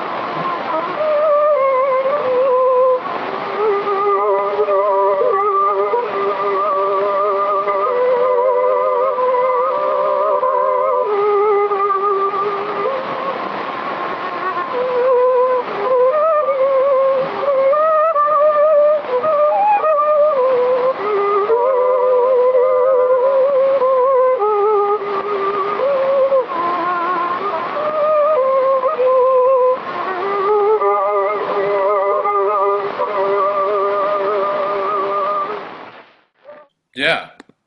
Yeah, it's a beautiful tune, right?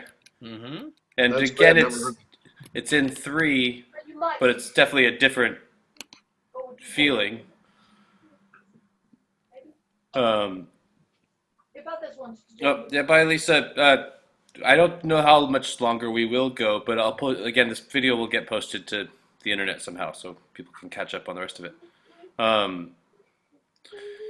But yeah, it's like this one definitely to me has more ornaments than some of the other tunes from this collection. Although I did notice as I was going through, there's very few trills in this whole collection, whatever that's worth. Mm-hmm. Yeah, I don't know. Other thoughts? I like that little thing droning the G string and playing up on the D string. Like I hear that in a couple tunes. It's such a great sound.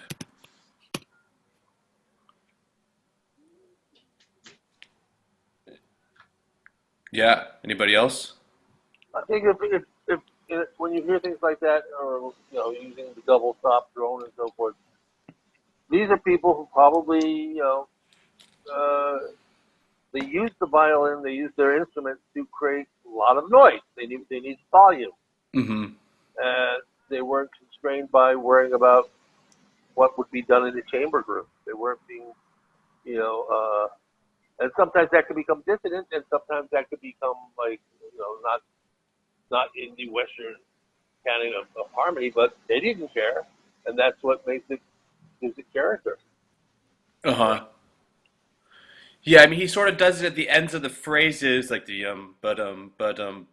that thing, and then there's that third section where he's going up and like playing melody really over the G string. It does. I mean, me and Alpert, I remember we're talking about a while ago this tune from Berezovsky that I know Joel plays about, like I think it's that one, and that has that kind of a thing on the ending of the phrases also. Makanovetsky's Gosnigan, I think. Yeah, that's what Joel calls it. Yeah, because it comes from him. But yeah, I don't know. It's that's just an interesting thing to me that I don't know if that also like happens in some of the non-Jewish fiddling in some of those parts, or like it reminds me in some ways of some of that singing where you're like oi sort of a thing or something. But I don't really know that it's connected to that. But it's just something that I don't know. It's an interesting thing. There's also like a somewhat similar but different thing that I've noticed in a lot of Abe Schwartz's tunes, like especially the like Liebestanz and a few, and like one of the Hangus that he plays, where it's like he hits this low D string at the end of phrases, like and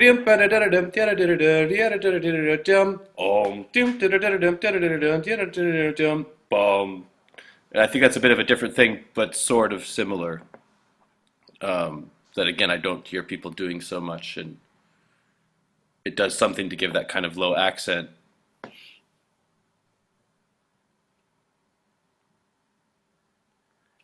Cool. Bye, Ilya. I think Ilya's taken off too.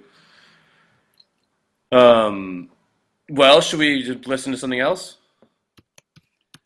Great. We have a request. Yeah, we do have a request for some Romanian Fantasy. I had thought to go and listen to some of the like field recordings from Romania area stuff that Bob is quite involved with. But maybe should we listen to the Romanian Fantasy first, and then potentially, yeah, let's do that. And so number 2, I think that's on this playlist somewhere. Yeah. Is that volume okay? It's too loud?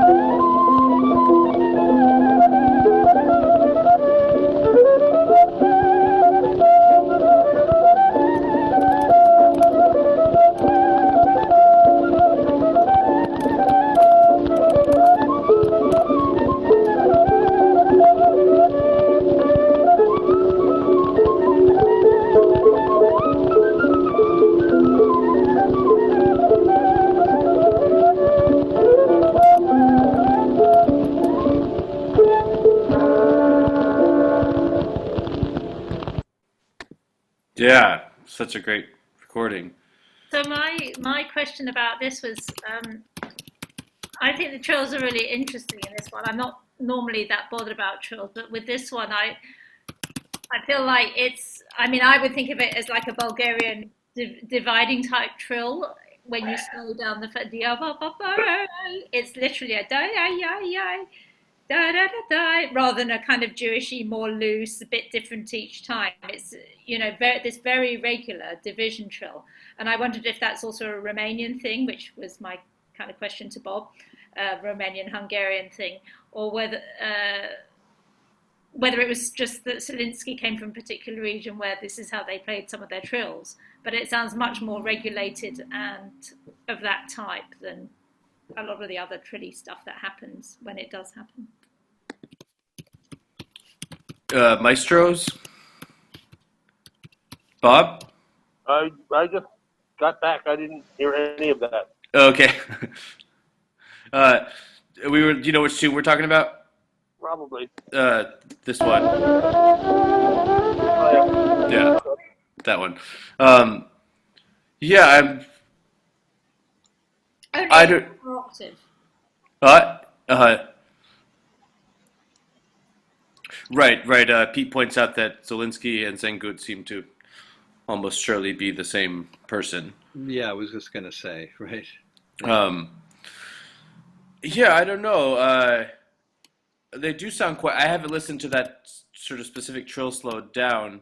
I mean, it sounds like a vibrato trill to me. But so you're talking about do da da do that thing?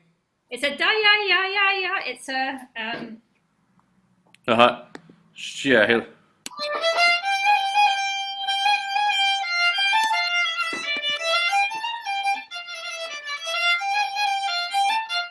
So it's a very definite yeah yeah yeah. Huh. Let's listen to it again. Sorry.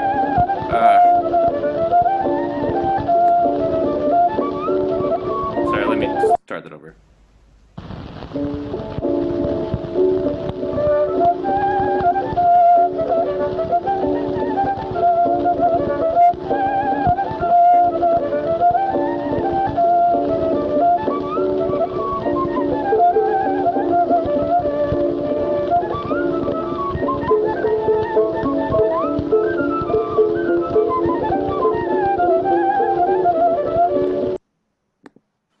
Ilana, do you say that based on having slowed it down and listened to the fact that it's in time the way the Bulgarian trills are? Yeah, I do. I can try and do that now while you're chatting. I'll see if I can do it. Right, yeah, I could also do that if we want, but I also trust you. Oh, thank you. But I don't hear it the same as the Bulgarian. I mean, it's been a long time since I thought about Bulgarian trills, but I mean, I don't quite hear it in the same way that the Bulgarian trills really kind of come out of the rhythm to me, and if I'm remembering right, and this is okay. It's kind of a different quantity than, I mean, if it is actually connected to the rhythm, it's interesting. I mean, I'm not sure what it kind of does for us to kind of in terms of playing it. I mean, at least it's not so much like starting really slow and speeding up or something, I guess. But it's not that long of a note where, like, I mean, it's sort of, I don't know. I mean, also, I guess my first thought is, like, this guy obviously has classical training and a lot of technique. So I would think there's some influence there in his playing compared to some other folks. Ilana, what's your take on what I said about or just the whole question of the rhythmicity of it and stuff? Well, I think Bulgarians don't really do trills per se. They do kind of all sorts of other little ornaments, but I don't know so much about it, but they're on long notes. That's what they do. They divide the note. And that is a long note. Da da da da da da da da. Right. Da ya ya ya da ya ya ya ya. And it's a very it's almost a quarter tone, and that's not just what we hear on some of the more Polishy sort of And so I was wondering if the Romanians do a similar thing with their longer notes. I'm just slowing it down now, and I'm just seeing. Bob, I think this is maybe. Yeah. I mean, I was going to say there are not the Romanians. There's Yeah. all kinds of different Right. styles in Romania. That would be my answer. It's Right. regional there. It's regional, and it depends on generations, taste in generations, and outside influences. So what they were listening to when Zelensky was playing, I was talking to Craig the other day. I think the Zangut, the Zelensky, the Al, I think those guys were noticeably superior violinists in the Jewish community who played in concert halls and were recognized as not your average klezmer, okay? Not the guy down the street who played the Klezmer. And I think that what they chose to play, they would probably have been very aware of what Lautaro were playing. They would have been very aware of what was being done in concert halls. And they were probably very aware of the Jewish audience and their taste. And what they put together would have been, the apex for 1912 taste in Jewish violin, and it would have been probably a mishmash, of these things done by a superior, a superior musician who would, of course, be the one chosen by the record company to be invited into a studio, or who would be invited to play in a theater. And I met with Isaac Schwartz and I played him the Belf recordings, and I said, Isaac, what do you think about the Belf recordings? And he went, I think they're young. Why do you say that? He says, listen to them. They don't play well enough to play in a theater. We would never hire a musician like that. They expected chops. They expected finesse. They expected, they had lots of fiddlers at that time, but they wanted a Zelensky, a Zangut, and Ala Gegner. So their decision on what to choose to play, I think, was probably a lot less constrained than simply region and who they learned it from. And it was more towards what makes this concert hall ring and how much money did I make playing this at the table at the last wedding. Okay, I guess my question was more like, okay, they've chosen this particular piece, but everybody plays the piece that they play in the style that they play in.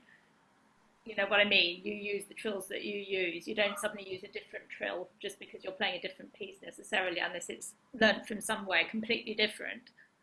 What I'm saying is I think that those particular musicians at that level are not constrained by the tradition.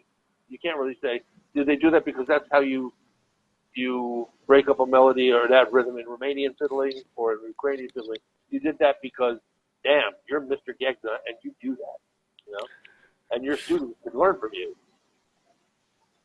I think, I put this in the chat, but I think these are interesting issues of like whether the trills are rhythmic. But to me, it's what's significant. Are they, out of the mode or in the mode? But as Bob is saying too, it's like that stuff. My impression after all these years is that stuff drifts, and there's as Bob said, there's generational drift. There's individual players drift. But also, of course, within a sense of the style that, this is how we want it to sound, or this is who I learned from, or the fiddlers that I admired, or, when I was growing up or learning to play, how they played. It's, there's, I agree that there are parameters for sure and it's interesting that I never slowed this stuff down and listen to it, but I sort of figured, all of you have that kind of thing. Well, one of the reasons I find it interesting, because I think a lot of what we see now is people, every time they get a long note, they do a trill. A narrow trill at the end of a phrase. And if I listen to somebody earlier, I don't hear that so much. I hear notes at the end of phrases. They're notes at the end of the phrases. You just let them go. You don't do a massive trill on them. A lot of the time. I'm not saying all the time, everybody does, I just think it's a thing that people do now, and I don't know quite why, but then I listen to something like that and I'm hearing a little trill there on a longer note. So But see, that's a longer note. I mean, to in me, that time. yes, it's a longer note in time, and that trills. If you listen to, I mean, not only on violin. If you listen to, Taras is playing on clarinet. The trills are people that play that, 1940s, 50s, 60s style. The trills they're used to fill time, but the way that kind of I think Alicia really started doing this, especially and very, by her own admission, very much coming out of Greek nightclub playing, putting the trills, those fast kind of often out of the mode trills at the at the ends of phrases, like at a cadential point. That's a different thing. That I don't, I agree. If you're saying the same thing, that I don't hear in Jewish playing. When I studied with Vladimir Goichman in Weimar in 2006, and I sort of hear that a little bit here, although I haven't slowed it down, so I'm not sure. But the way he was like dividing the bow, like, and the trill was coming towards the end of the note. It was not coming straight away, so there was like this effect of acceleration, I guess, of the ornament.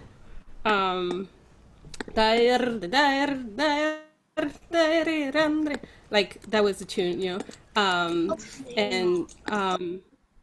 So, but I sort of hear that a little bit here, that acceleration, but I haven't. So for me, it sounds like that a little bit, but I haven't slowed it down. But the effect that I hear is a little bit of the trill coming towards the end of the note.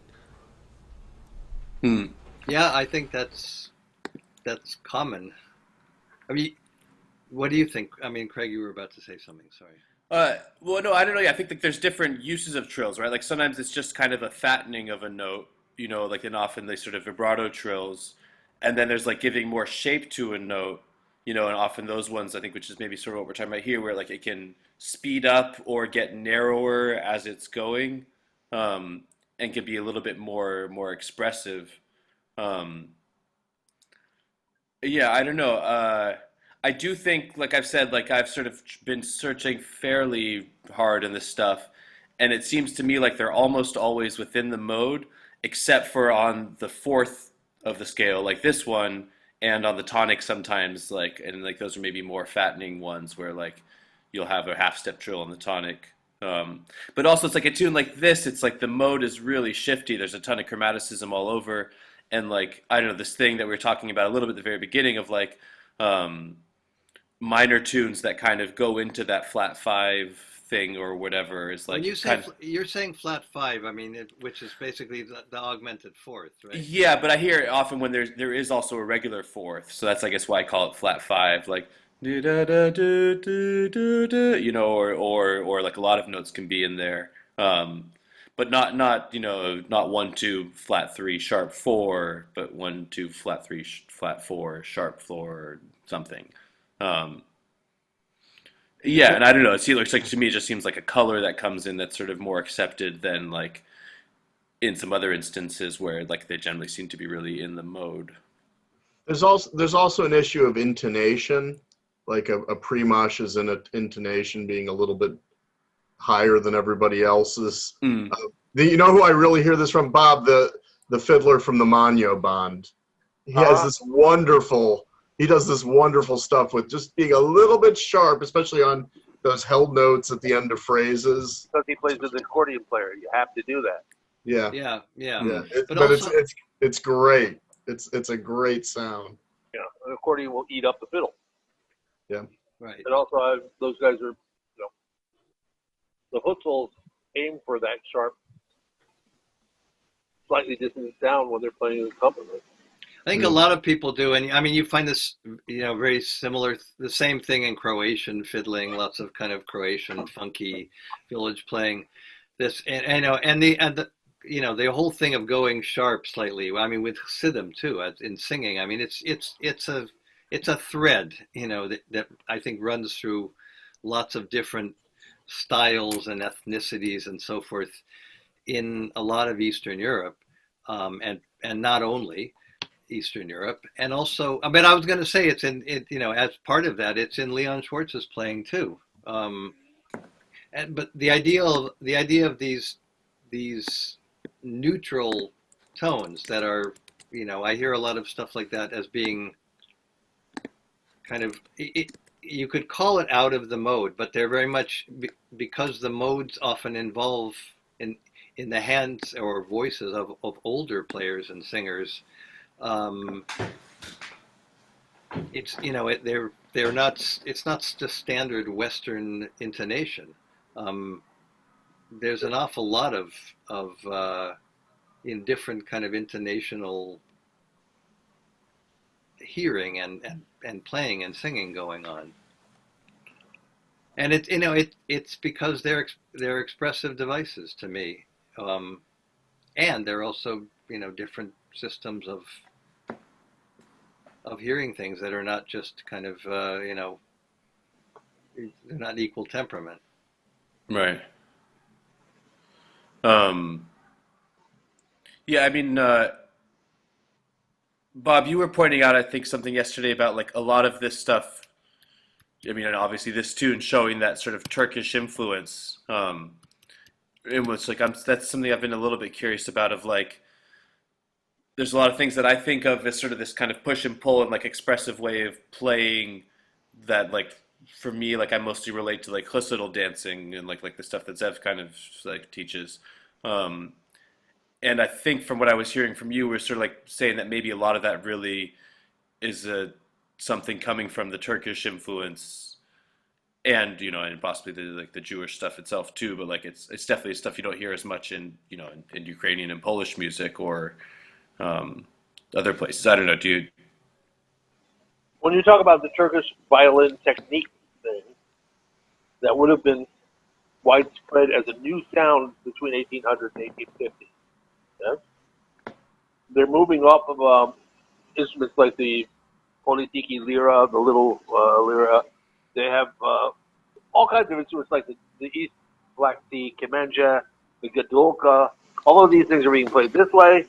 The Turks suddenly get a shipment from Italy because Jews ship stuff in from Italy, and they're playing this way now.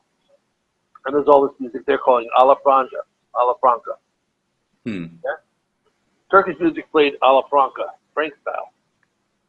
That's the stuff that's the stuff that basically feeds all of these Greeks and Armenians and Jews and Gypsies playing around the Black Sea Rim. And techniques for getting cool music out of that came a lot from these instruments that were previous to them. Clarinet players on the C clarinet basically were using cobble fingering. It's the same natural fingering as a cobble. And for the violinist, there's this. What I hear is this. This sort of sliding back. With a dynamic thrust that sounds like a gulping sound that you hear in Turkish fiddling. You hear it especially in lira fiddling. In politiki lira. Whoa! And that gets transferred to the violin. The violin using these techniques gets transferred to places like Constanza, Bucharest, Sulina, and Varna, where the dances are not what they're doing elsewhere, but they're now going to be played using Turkish technique to play local dancing. But this is at a time when we get what Mike calls co-territorial. So using these older techniques that come out of Turkish classical or Turkish light classical, they come out of the instruments that they played it on, adapting them to new Western European instruments, and then adapting them to the repertoire of your community. It could be a Jewish community, it could be, a upper class Christian Greek community in Constanza or whatever. That brings us to this sort of European sound. And also, if you listen to music that was done in Galata, in Istanbul, in Pera, the early meyhane and also the stuff that was done in the theater is called gazino music, or cantolar, which is a record on very good record label in Istanbul called cantolar. And it's 1900 to 1945 basically the Sephardic Jews who ran the theaters played this stuff, and it was raucous, mixed. You know, it's the bastard child between klezmer and Turkish popular music. Trumpets, violins, jumbushes, cymbals, congas, Western scales, Turkish practices. So you get a lot of that, and I think that's where it comes from. I think that you know I did work with Isaac Schwartz where he had the receipts from bands that played from Yash that went to Istanbul to do work, and they sent their money home via a string of synagogues that functioned as guilds for musicians. So you would spend a year or so in Istanbul, and your wife would get your pay to go to the local synagogue for musicians in Yash and Positive Onsa, and to pick up your paycheck. And the gypsies who were in your band, their wives would also pick their paychecks up from the synagogue. Okay? I don't know how they did this. Did they have runners? Did they have a line of credit? But that was the way it was handled, which is to say, there was much more socio-economic linkage in making these noises than we can really trace today. Right. Yeah, it's amazing. Like the world was a lot smaller than we think it was often. Yeah, if you go to Ari Davidov's Klezmer Shack, there's an article I translated that Itzik wrote for the Romanian Jewish newspaper, Revista Mosaic. And I translated it. It's called Jewish Musicians in Moldavia. And he has a couple of. He refers to the Jews working in Istanbul and their contract with each other. In other words, and with the musician synagogue, so that if any damage happened to their instruments, it would be covered. And if anything happened to their wives, they would be covered. You know. Huh. Do you think you might be able to either just type the name of the article or like post a link to it, like either on Facebook or in the chat here or something at some point? Hold on. I'll get to you. Great. Amici, I'm curious. You haven't said anything in a long time, and I know it's getting kind of late there. You have some thoughts? I have an off-top question to Petrushevsky. Oh. About this tune.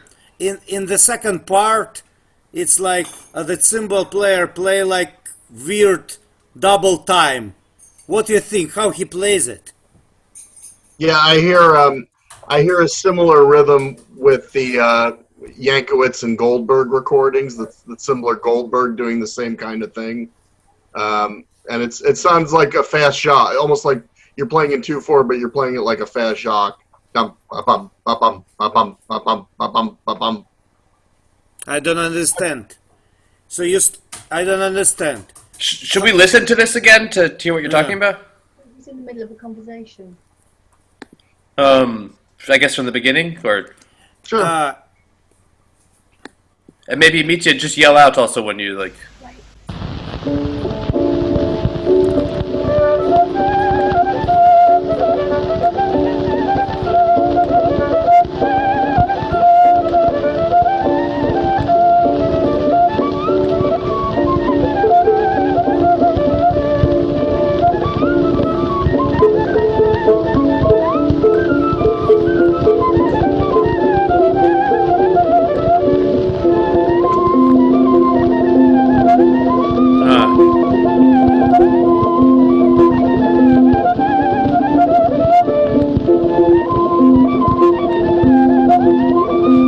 This thing?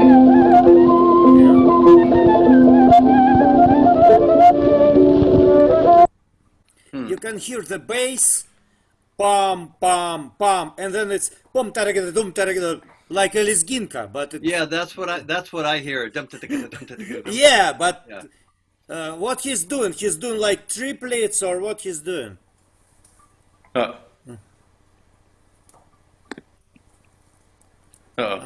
I think Pete, you have to unmute. Yes. Yeah. Yes. No, Yeah. it's like he's doing a serba. He's got like a serba accompaniment under it. That's what I hear. But you're not sure about the like light right left left right like what the applicatura, no? On which section? On this section. Yeah, The C section. the B section. There's only two sections, I think. Oh, like it's like Oh, I heard three sections. like Here, let's listen. yeah.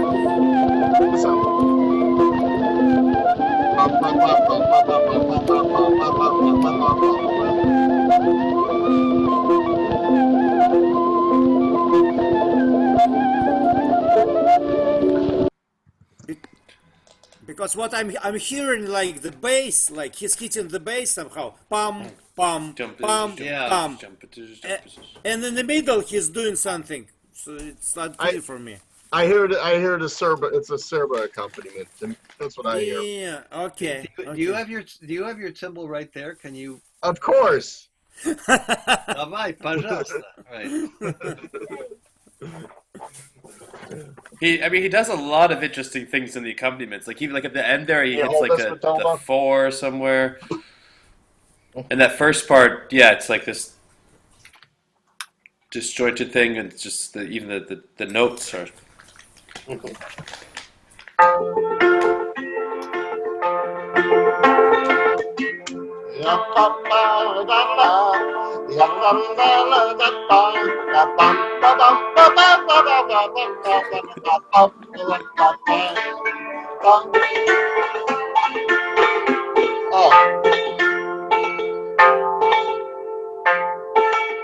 Okay, it's not a Serba. It's a little different. That's what we were saying, right? Yeah. It's not a Serba. Hold on. It's right,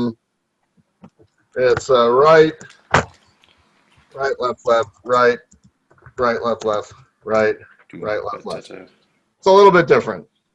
Right, left, right, left. That's what I hear. So it's like bass thing, doubles or whatever. That makes sense, I guess. Yeah, I hear. Yes. Mm-hmm. Go ahead, Petey. No, that's what I do. It's more of like a trilly kind of thing than a straight up Serba. Play it again. I think it's the same thing that Mitya and I are saying. That it is Ginkish. Right, it does sound kind of trillish also.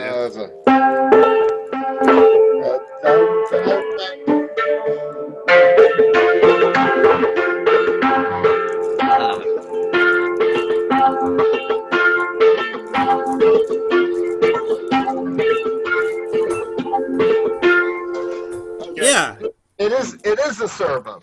It is a Serba, but it's not right. It's right, left, right, left, right, left, right, left. So it's kind of yum tickadum tickadum tickadum tickadum tickadum Yeah. Dan thinks it's more of a simple hurl. Maybe I have to think. I have to think about it. That's also what you're playing. It sounds right. It sounds very like it's similar. And what Dan is saying too makes sense because of the so-called simple hora thing.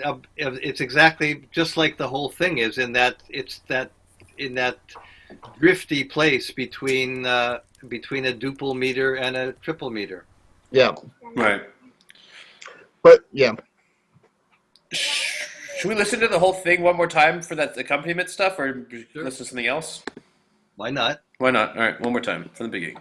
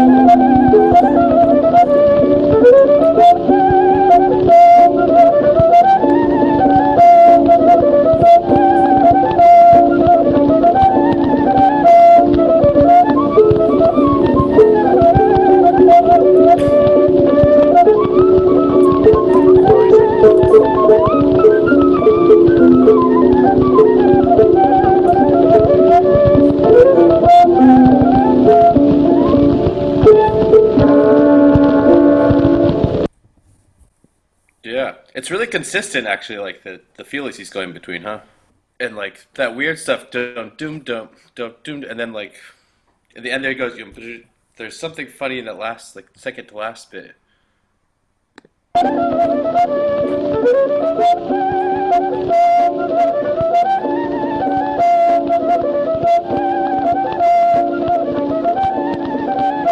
Yeah, dum dum dum dum dum bum bum, kind of. No, I actually found myself wondering whether he was actually playing that same kind of doubled, like double time rhythm there in that last part.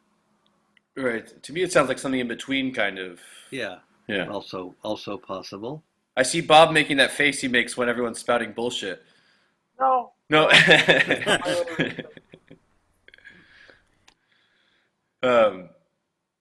Yeah, I'm curious. Like, I can't imagine exactly like how I would try to do this on fiddle as a Sekun player.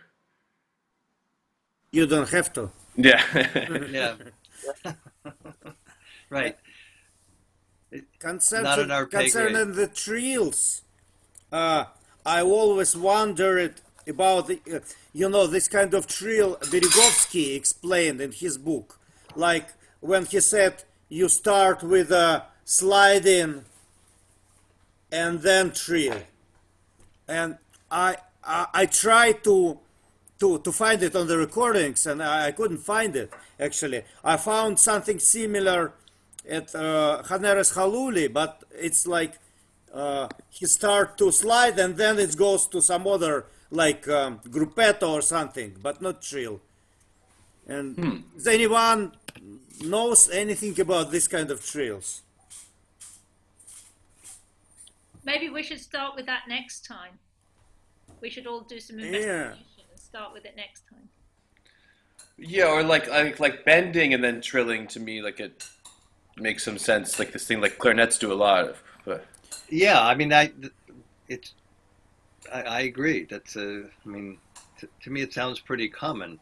The idea of, I mean, whether it's a slide or, I mean, here with Berezovsky describing what other players did, but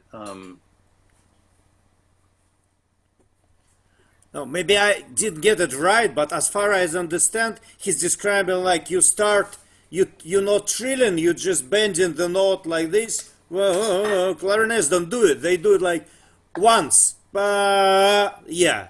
But they don't do it like a trill.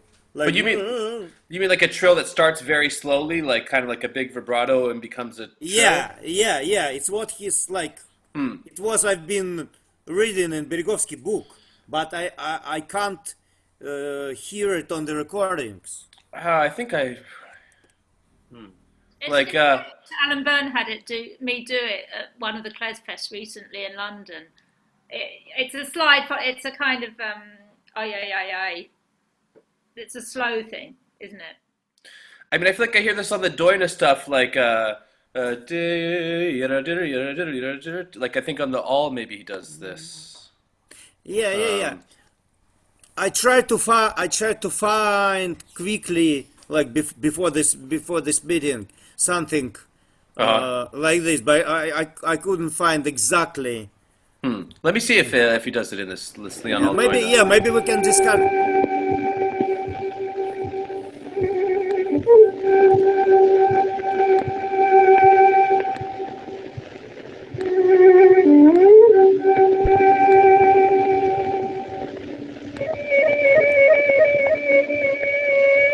There.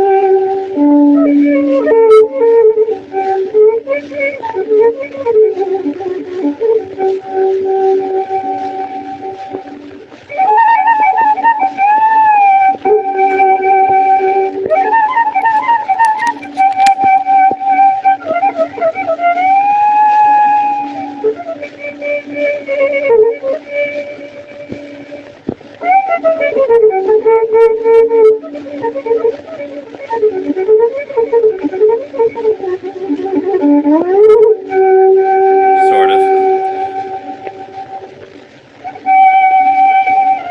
Yeah, etc.